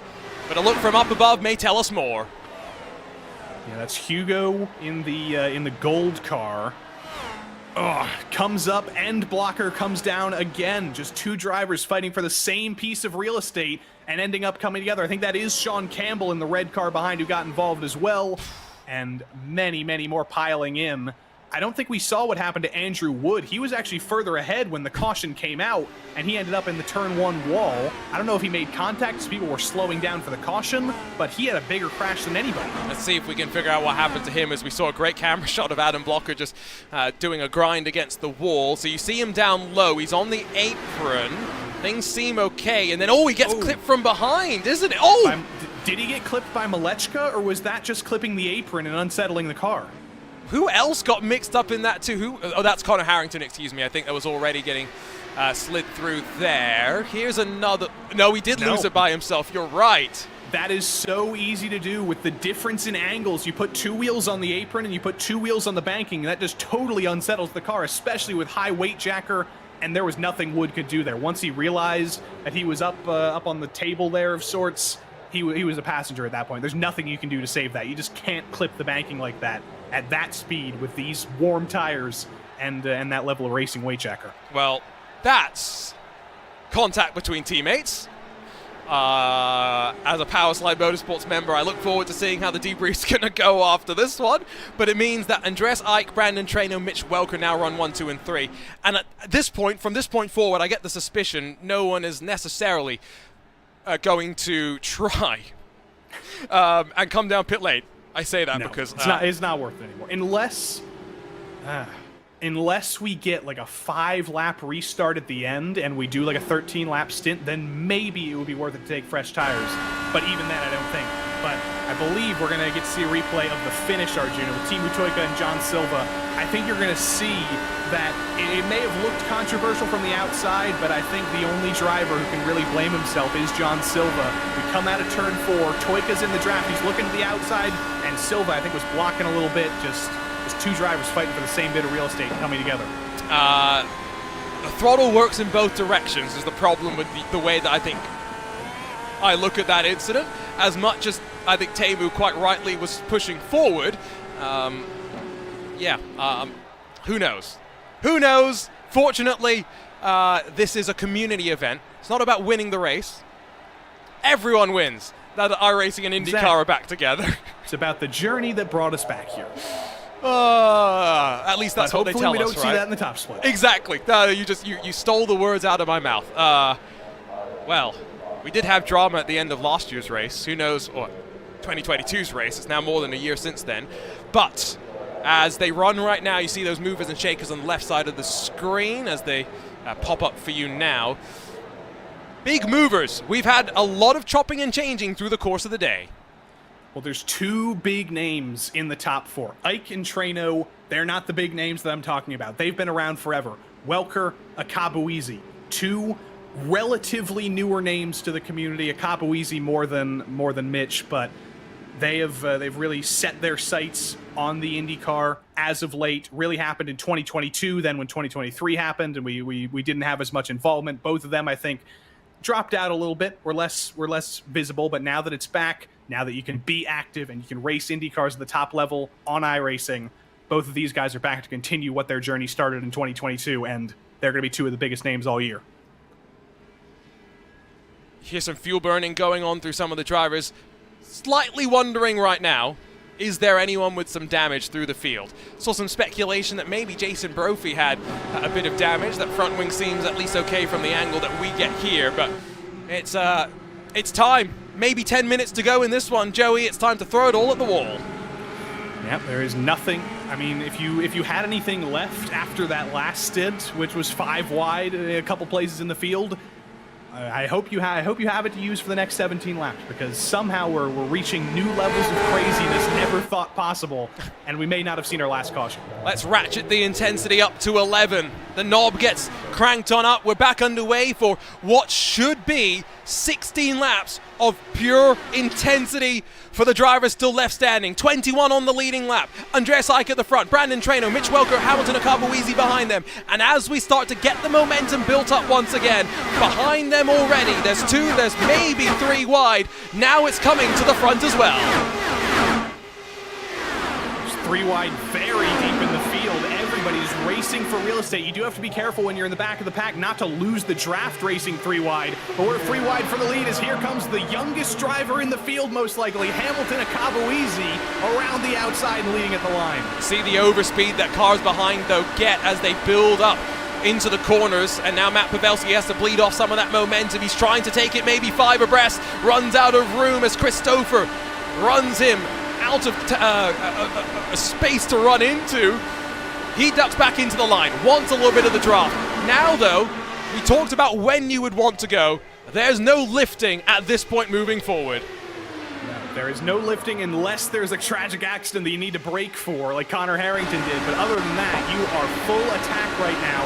We ride on board with AJ Musselman, who's been in this terrifying position for like 100 laps now. He has been right behind the fight for the lead. Hasn't been able to get that much closer, but one of these days he's got to catch a break, and one of these days he's going to find an opening, and if he finds that opening, you're going to see Musselman go for it. That's the camera shot I think helps tell the story of how they race through the corners and how it equalizes then on the straights. They are fanning out 5 wide for a moment, won't enter the corner 5 abreast necessarily. Andreas Eich down low has got to be careful. The tires may be reaching that crossover point that they're not going to be able to grip down low and hold the speed. Brandon Traino doesn't want to give him an inch.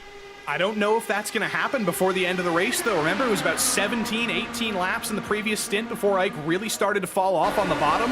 There's not that many laps left in the race. I think he might have enough time. If he goes full tires to the fire down the bottom, he may be able to hold off the fall off until the checkered flag, but he's got to hope that he can survive all the way until the end, with Traino squeezing him even harder than Brophy was. Robert Malechka's getting the elbows out too now. No one going to be tentative. That number 91, the white and red that you see, swarmed in the pack, trying to work his way on forward. Stouffer runs Pavelski to the wall, forces the 4 wide moment once again. I think Pavelski lost the front wing. Pavelski has lost half of the front wing. That's going to be him done. I was waiting to see a better camera angle. I did think there was contact. He will drop to the back now, and he's got to try and hope that he doesn't catch his teammate unawares, because Brendan Lichtenberg is right behind. Brendan Lichtenberg is right behind. Didn't he get T-boned? Oh, and one of the satellite racing cars collect Jason Brophy, and that is another caution. We are going to get a shootout to the end of this race, Arjuna. I mean, maybe we should not have been surprised. Let's see if we can spool up the replay, cycle things back one more time. And, well, it was brewing. The storm definitely started to rise. Benzi made contact with the 29 machine of, I believe that's Adam Crane, and then hellacious Joshua Chin goes spiraling. Jason Brophy got tangled up in that one as well. A nasty, nasty incident into the closing stages of the race. Yeah, but it's easy to tell now that was Adam Crane, as he's the only satellite racing car left on the track, but just washes up a little bit, and when you're 4 or 5 wide, you wash up an inch, and there's a car there. Bensi was there, Brophy was there, and poor old Josh Chin, he was having a quiet day too. We didn't say much about him. He was just quietly moving forward, and unfortunately, his day ends as a very big purple helicopter. Look away if you're easily sickened by movement. He did really send it up to the outside, didn't he? And I've got to say that now it's bad. It wasn't initially too bad, and then it got rough. Yeah. We call Jacob Oster, who's not here, the spaceman usually. I think Josh Chin might have that new title. Yeah, but Josh Chin needs to send some worms to space to steal that title is the problem. 10 to go now means 7-lap restart? 7-lap shootout, rather? Something like that. And if I remember correctly, Arjuna, I think in the US 500 in 2022, we had a restart with 7 or 8 laps to go, too, yeah. and then we had a 2-lap shootout after that. So this may not be the last caution. Read my mind there. Yeah, it was an interesting restart as well. I was rewatching that sequence a couple of days ago and just found it quite intriguing as to how that played out, where, you know, Kerwin versus Traino. Traino really was able to get a pretty good jump and control the field and how they restarted, and then from there, the way that both of them just played things out. I do want to see, if we can, what happened to Matt Pavelski's front wing, because that was rather unfortunate. It got taken by Christopher, who was trying to send it 5 wide, moves up, and there is just the barest bit of contact between wheel and front wing. But that wheel is spinning at over 200 miles per hour. I can't even begin to guess how many RPMs that is. You make that thing make contact with a tiny bit of carbon fiber, and it is ripping it off instantly. One more look at it, this time in super slow motion. Or rather super fast motion rather than super slow motion. iRacing damage model gets a bit of a workout, and well, I think unfortunately, or fortunately for Matt Pavelski, the caution came out right after that, so he's come down pit lane and gotten it fixed. Not bad. Yeah, he could still come back from that. He's only 16th right now, right ahead of who else but RaceSpot's own Dustin Ollis, who's still around there with no trouble on that car. Dustin has, well, you say no trouble, just come back into pit lane, I think, to try and get some of the damage repairs done on his car. So did, I think, get mixed up in some of the incidents. Well, we didn't see it, so it didn't happen. That's how it works, right, in the sim racing world. Exactly, especially if you're a broadcast producer like Dustin. Ooh, good point. Oh, that's that. Witty. Love it. As we get ready, by the way, to see this race come to an end, here's a couple of the drivers. Brandon Trainer looks like he's almost ready to sleep. You've got Dustin Ollis above him. Connor Harrington's getting just comfortable in the rig. Andrew Marquez is stretching the elbows. And Justin Melillo not had a great day, all things considered, but he's going to finish this race, and that's all that really matters, is on course for a top 20. Exactly. That's a very hard thing to do. We've seen so many massive crashes today. We've seen so many instances of avoidance, and Justin Melillo, a scholar and a student of racing, and he's done a great job. And don't forget, let's see if I can highlight him here on this screen. Justin Melillo. IndyCar is so back. Yes, Justin, we agree. So true. What does the other thing say? For the fans, Cup and GNS championships open now. He's doing a little bit of legwork for his own league. I like that. Plug the links, because that was a good effort to go and read that, Joey. Where should they go to find out more about all of that? I believe the link you can go to race in the FTF.GG universe is FTF.GG. It's simple, isn't it? Yeah. RaceSpotTV is also quite simple now that I think about it. Do we have RaceSpot.TV? Oh yes. Oh, Joey, have you never gone to our website? I couldn't look over to the side of my screen, so I forgot for a second. But .tv is registered for the. It's registered by the government of Tuvalu. So every .tv, is that Twitch, what it is? gives money to the government of Tuvalu.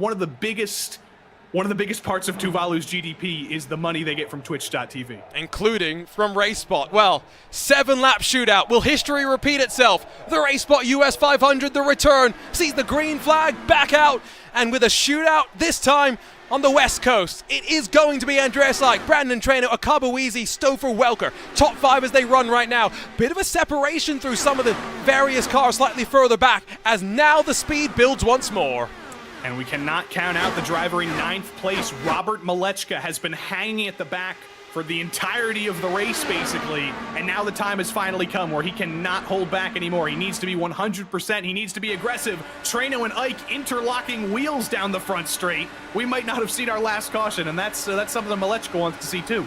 How tight is Brandon Traino going to hold Andreas Ike? That first seam is really where the line is. Andreas Ike has got enough tire, at least for now, to hold the white line, to hold the most speed as well. Going the long way around, watch AJ Musselman block the line of Andrew Kinsella. Akabuizi's tucked up behind Christopher. He'll make it 4 wide in through turns 3 and 4. 5 to go, this time at the stripe. Still looking in the background, still looking for that red and white car of Malechka. He has caught Kinsella, he is in the draft, and if you see that guy 4th in line, he is going to find a way to fight for this race win, but it is going to be so tough to break this wall of 3 cars. Ike on the bottom, still so strong in the middle. Stouffer ends up on the 3rd line earlier than anybody else, but riding on board with Malechka on the bottom, and he is coming forward. Running out of space, though. He's going to have to work forward sooner rather than later. If it's a positional lap, he's in 8th. 4 laps to go. This time by at the line. He's trying to get underneath AJ Musselman. He's got his teammate Andrew Kinsella on the inside of a Akabuizi as Malechka goes the long way around, and he'll grab 3 for the price of 1. Malechka goes from 8th to 4th, tries to battle for the lead as well. 4 to go, and now Andreas Sykes still holding that inside line as Christopher and Malechka ping pong off of one another. You don't get away with much ping pong there. That was Mitch Welker in the creamy green car backing out of all of that before it all happened. But that happened a lap ago with Treno and Brophy. Caution instantly came out. If that happens again here, you're not getting away with that twice. Kinsella almost loses it on the transition to the banking. There's 3 laps to go now, and there is nothing left in these cars. Malechka's got past Treno. Oh, and he feeds the dirty air as well. Musselman will go the long way around to the 510 Esports machine. Treno now finds himself with a wall in front, and now with Malechka being able to choose which line he wants to go to. He gives Ike a line, but contact. Ike's going to be sent up into the wall, and the RaceSpot US 500, the return, will end under caution. Brandon Treno was the leader when the caution came out. Andreas Ike getting very, very aggressive, going for a gap that may have been 1 car wide, but closed very quickly. And Brandon Treno, he's going to wish it ended under green like his previous win did, but he's going to be happy with the win either way. He's not showing it in his face yet, though. Well, at least my voice is saved because it was going. The intensity was reaching galactic levels, and Treno don't think has quite realized that it is, as far as we can tell, officially over. Look at the replay. We'll take a couple of looks at it, but, I mean, it was brewing. They were not giving any inch at the end. Yeah, that wasn't even a 1 car wide gap. There was about 90% of a car, I think, between the white line and Robert Malechka for Ike to go into. He runs into the back of Malechka, and there was nothing Robert could do there. Just totally turned. And that was the thing that made the difference for the race win. Treno and Stouffer were side by side, but Treno just barely stayed ahead. Stouffer hits him and ends up in the wall. And AJ Musselman, I believe, got a little bit lucky and avoided one of the biggest crashes. He's up to 2nd after all that, not getting involved at all. We'll take a couple more looks at it as we see the white flag under caution. Kinsella was in a good spot as well, but the contact with Treno sent him into the wall. The right front, unfortunately, basically then detached from control of the car as well. I mean, everywhere you look, there's a path of destruction being laid down. Let's jump on board with Brian Carey slightly further back and see it from his view. Ooh, he was so close to being okay, and the last hit was what really took him there. Connor Harrington had a hellacious hit if we want to ride on board with him if we have any time, but I don't think we do because Brandon Treno is on his victory lap right now, and I think it might finally start to be setting in that this is going to be the finish of the race, and he's about to win. He won the last race, he'll win the first race as well. But, ultimately, we're all winners today. iRacing... Andrew Kinsella, Arjuna, is going to finish 5th with a tricycle. iRacing and IndyCar are back together, and yes, this is the first of many. We're back in 2 days' time. Monday night iRacing IndyCar broadcast start at the Nordschleife and go through the rest of the iRacing 2024 Season 1 schedule. We're building up to the iRacing Indy 500. I mean, Joey, yes, we've had plenty of cautions today, but ultimately, we're all so happy to be back.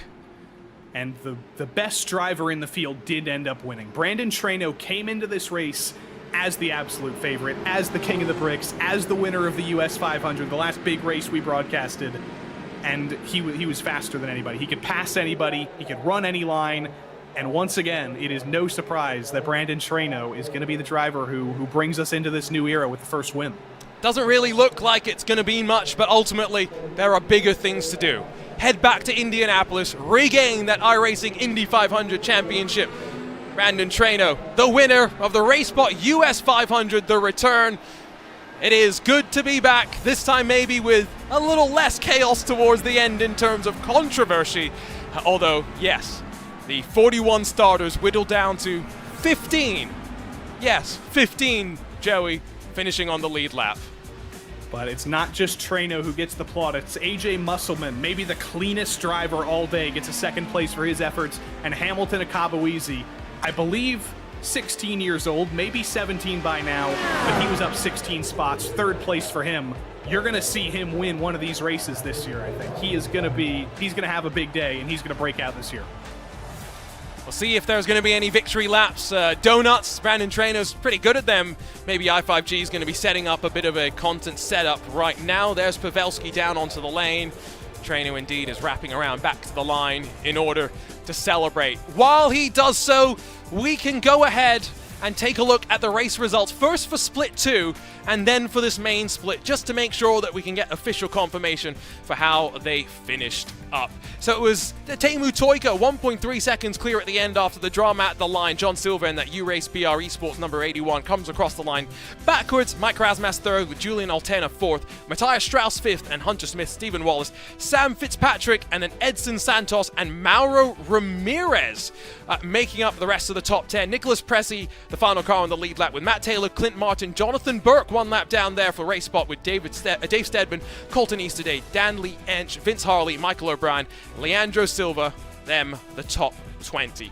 There were 11 more cars, if I remember correctly off the top of my head. Josh Huffine 21st, along with John Christensen getting taken out on the same lap. Cedric Holbaum, Matthias Florentino, Jason Wallet, Drew White, Tate Lytle, Joseph Grijalva, Terry Radford, Raphael Eckert, and then the final car that started this second split was Raphael Reynolds in that Thump Esports machine. So that was a look at the results from second split.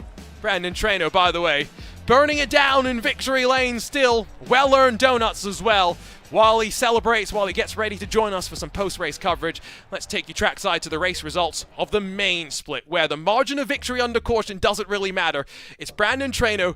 Christopher's the one that ends up finishing second at the end on the timing, and then Andrew Kinsella third with a broken race car. Matt Pavelski fourth, Mitch Welker fifth, Craig Forsyth, Adam Crane, Mark Murphy, and then Dustin Ollis and Andrew Marquez make up the rest of your top 10. Great to see Mark Murphy go from winning Split 2 at the end of 2022 to in the top 10 here at the start of 2024. Tony Schowen, Brendan Lichtenberg, and then Robert Malechka, the final car scored on the leading lap with AJ Musselman, Hamilton Akabuizi, and then Brian Carey, Connor Harrington, Andreas Ike, Justin Melillo, and Jesper Orman. Just a handful of the cars to get mixed up in chaos. Marco Brazil 8 laps down, along with Josh Chin and Jason Brophy, with Caleb Bency, Matt Holliber, Sean Campbell, Valtteri Olander, Adam Blocker, Andrew Wood, and Hugo Olsen through the top 30. We still go to find some strong names. Chad Frankenfield, Rashard Kraus, Phil Kraus, Kevin Burrell, Chad Simpson, Logan Simmons, Christian Steele, Nick DeGroot, David Graybill, and Josh Tucker. And last but not least, Rodrigo Franzoni in that BK Racing car. We will head on down trackside then to talk to your race winner, the King of the Bricks, standing by once more. And Brandon, talk to us about the emotions right now. It was so good to be able to go racing once again. I can only imagine what it means for you to come out on top in the second and final US 500. Yeah, first off, I gotta say thank you for putting this together. Me and the community really appreciate it, so I appreciate everything you do for us. But yeah, I'm gonna be completely honest, I kind of lucked into that one. I was waiting for Rob to time up his run like he always does, because he's so good at what he did to get to the lead. Unfortunate that they wrecked. We just didn't have the speed down the straightaway to kind of hold them off, so I was kind of just waiting for something to happen, and you know, really did luck into that one. So talk to me a little bit about that setup compromise, because the weather seemed racy, packy, however you want to call it, but it seems like once we got about 20 laps in or so, that's when the low line, the white line, didn't seem to work as well. Is that kind of what you were seeing as well? Yeah, I had a lot of rear wing angle into it, probably compared to everybody else. So that was our deficiency there, but I feel like we had one of the best cars in traffic, so I was willing to compromise that, hoping that it come down to a long green flag run where we had a green flag pit stop and we were kind of spread out, but it didn't, so that's kind of why I was just kind of stuck on the outside and not really getting to the line first. So yeah, we compromised, but you know, worked out in the end. What's the plan for the rest of the year now? Because last year was a bit weird without any IndyCar action. I can only assume that the focus is back on Indianapolis and regaining the iRacing Indy 500 crown. Yeah, that's the plan anyway. I'm just really glad that iRacing and IndyCar have come back together and putting on some new series with the fixed sprint series, and just everything we're going to be able to produce for the community and iRacing as a whole is really exciting. So next week we're going to do the 24 with the i5G guys and have some fun there.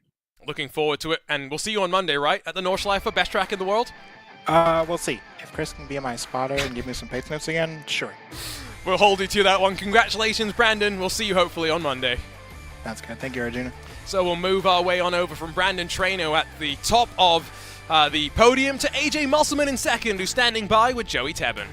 AJ Musselman, ignore the scoring. You are the second place finisher today, and you were in the popcorn seat all race long. You had cars 5 wide in front of you for 156 laps. What was it like from inside the cockpit?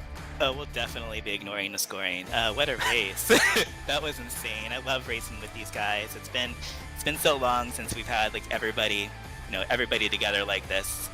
And that was such an adventure, and chaos all around me. People flying into each other in my rear view mirror and in front of me, but survived the whole race. So happy with that P2.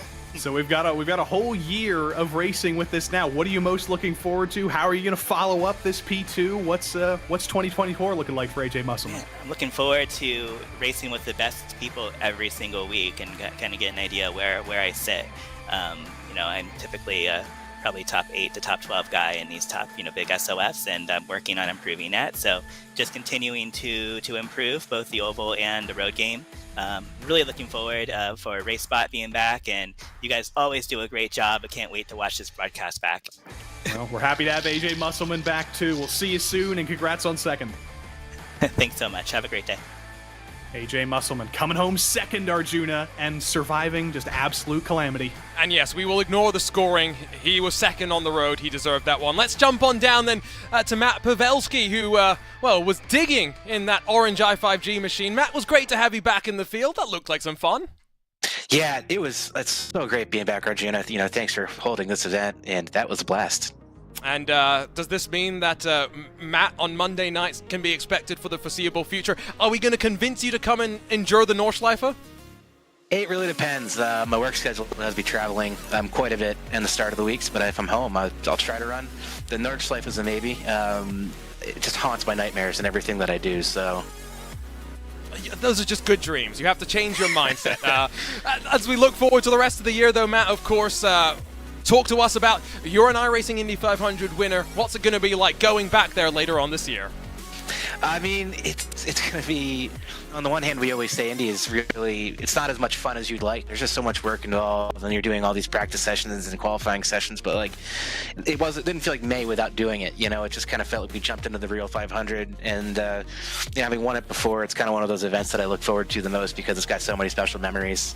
So I'm pumped to go back. I'm super excited, cannot wait, and yeah, I'm just so thankful that we're able to do it this year.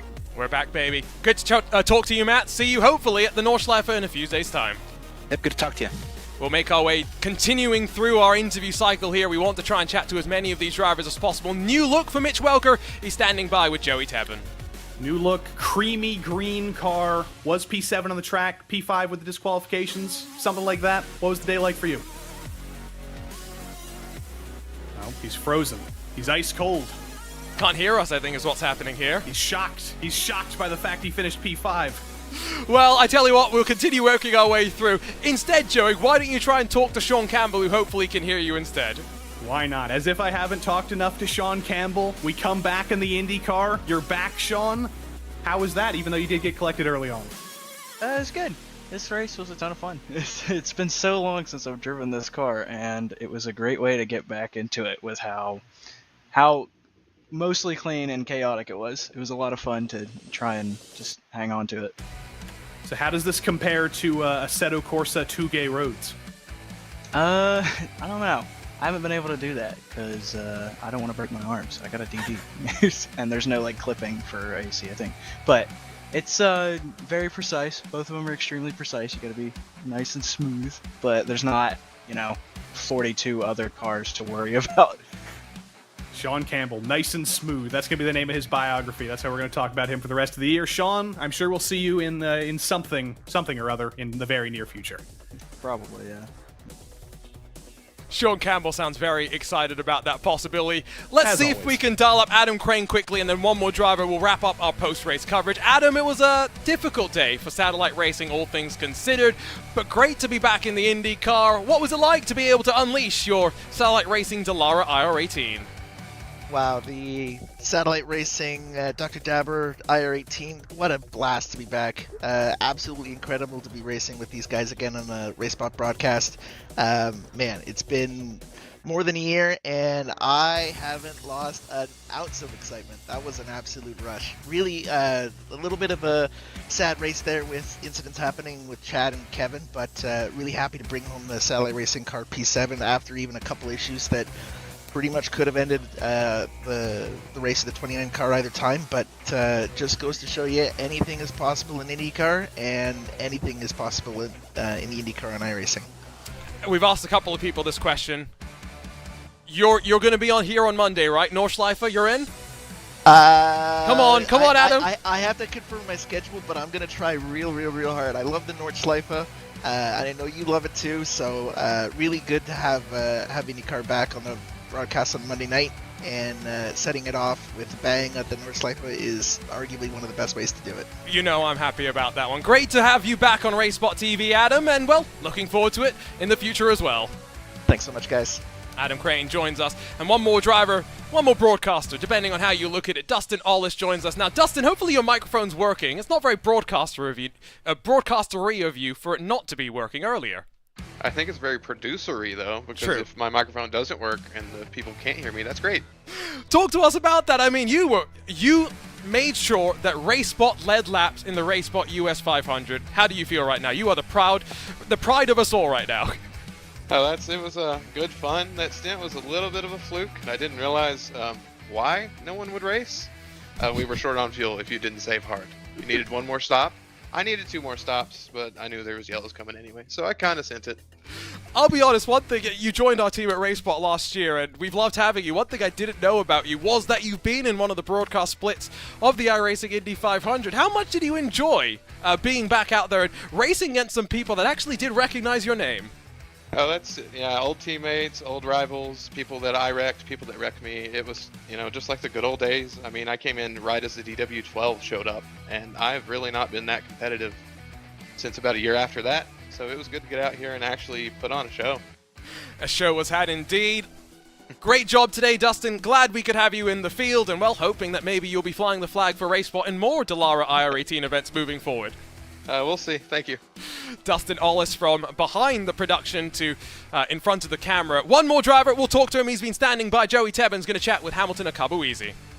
Yeah, it is a driver festival out here. And, of course, we do have to talk to the driver who did finish third on track and will come home with that third-place finish. Hamilton, you're back in the IndyCar, and you've kicked it off with a third-place finish. Did you expect it to go this well today? Honestly, I had no idea how it was going to go. I was aiming for, top 10 or so, but I mean, P3 is awesome. I got a little annoyed, I got trapped on the bottom towards the end there, and I thought it was over, but then they wrecked. I got just clear path all the way through, got a P3, so yeah, I'm very happy with that. Well, Hamilton, we're happy to have you back. I know your fan club in the chat's happy to have you back too. Yeah, they're always there. It's cool. Hamilton, Akabuizi, Arjuna. Bring in the family. They're always there. They're always rooting him on. And like I said, I have a feeling they're going to get to root him to a win this year. You could hear there was a bit of a adrenaline dump somewhat going on there. And to be honest, we're not entirely surprised given what these drivers have had to endure. I say endure maybe jokingly, but let's be real. Yellow flag periods do stop and start the momentum of a driver, and we had 9 of them over the 156 laps. The good thing is, well, when we go racing next with this IR18 on RaceSpotTV, it's in the IndyCar Open Series. Monday night SOF, 7 p.m. Eastern, 4 p.m. Pacific. We're heading to the Nordschleife. No cautions to worry about there. No cautions to worry about, but lots and lots of corners to worry about. And you're gonna see there's some Nordschleife scholars. There's some experts who are gonna be coming out on open day. And if you're a big German ring fan, I hope you tune in because you're gonna get a good treat there. Yep, looking forward to it. The schedule ahead actually bodes very, very well too, and I think that's going to be exciting for drivers. Looking forward, we have rounds at Belle Isle. That's going to be quite fun because I think that's personally one of the best street tracks in the world, let alone in America. Well, it's that time where we have to say goodbye as much as we maybe don't want to. This time, it's goodbye, but we know we'll be back soon. Joey, 378 days of pain have come to an end, and it's so good that we've been able to get underway. Yeah, I was going to say, it's a good thing. Unlike saying goodbye last time, it's going to be slightly shorter. It's only going to be 2 days instead of 378 days. But what a way to come back. That was one of the most exciting IndyCar races we've put on in years, I think. That was fantastic. The energy's back. The excitement is back. And let's take it all the way through 2024. Making you call it right now. Who wins the iRacing Indy 500? Ryan Hunter-Ray. he's gonna come. He's gonna come onto the sim. He's gonna do it. Come on, give me a serious answer. Give me a prediction. Hamilton Akabuisi. Are you going with that? I mean, we're gonna lock it in now. Why not? That'll be the big break. Okay, well, I'm gonna lock my choice in now. If you say Brandon Traino, I'm hanging up this call. Well, the problem is, if I say Brandon Traino, I'll get kicked off of Powerslide Motorsports. Exactly. That's just too. That's like picking Max Verstappen to win the F1 championship. So I think the answer that I have to go with instead. This is tough. It's really difficult. Let us know in chat who you think's gonna win. Chris Christie. Chris Christie's not bad, but I mean, he's dropped out of one race. Maybe he'll drop out of another race as well. It could be anything. It could be anything. Look at what happened during the race, Arjun. I was screaming so loud. It's like I've been in a pub fight. You need yeah. I mean, you haven't had a haircut since the last time we broadcast IndyCar, so I mean, it's time to shave that mane. Yeah, I gotta go to Sufi. I'm telling you my pick. I'm going Hugo Olsen or Christian Steele. One of the two. Can I pick two? Can I pick? I guess. I'm seeing if I have anything relevant on my desk here. Where's the mug? The mug's in the closet. I would have to go through a door and find it. I don't have anything. Yeah, I got nothing. So I'm sticking with my pick. Well, we will say goodbye as much as we would love to sit here and banter around for just a little bit more. IndyCar is back home. 13 years of history have not been forgotten. We'll go back home to Indiana later on this summer to crown the next iRacing Indy 500 champion, but until then, there's still so much left to be figured out. Join us for the ride along the way on RaceSpotTV. But for Joey Tebben alongside myself, Arjuna Kankipati, Iku Marikala behind the scenes helping us with production of the second split. Thank you for joining us for the return. We can't wait till we do this again with the Dallara IR18, but it's Brandon Traino, the winner of the first and final US 500 and the winner of the second and final RaceSpot US 500.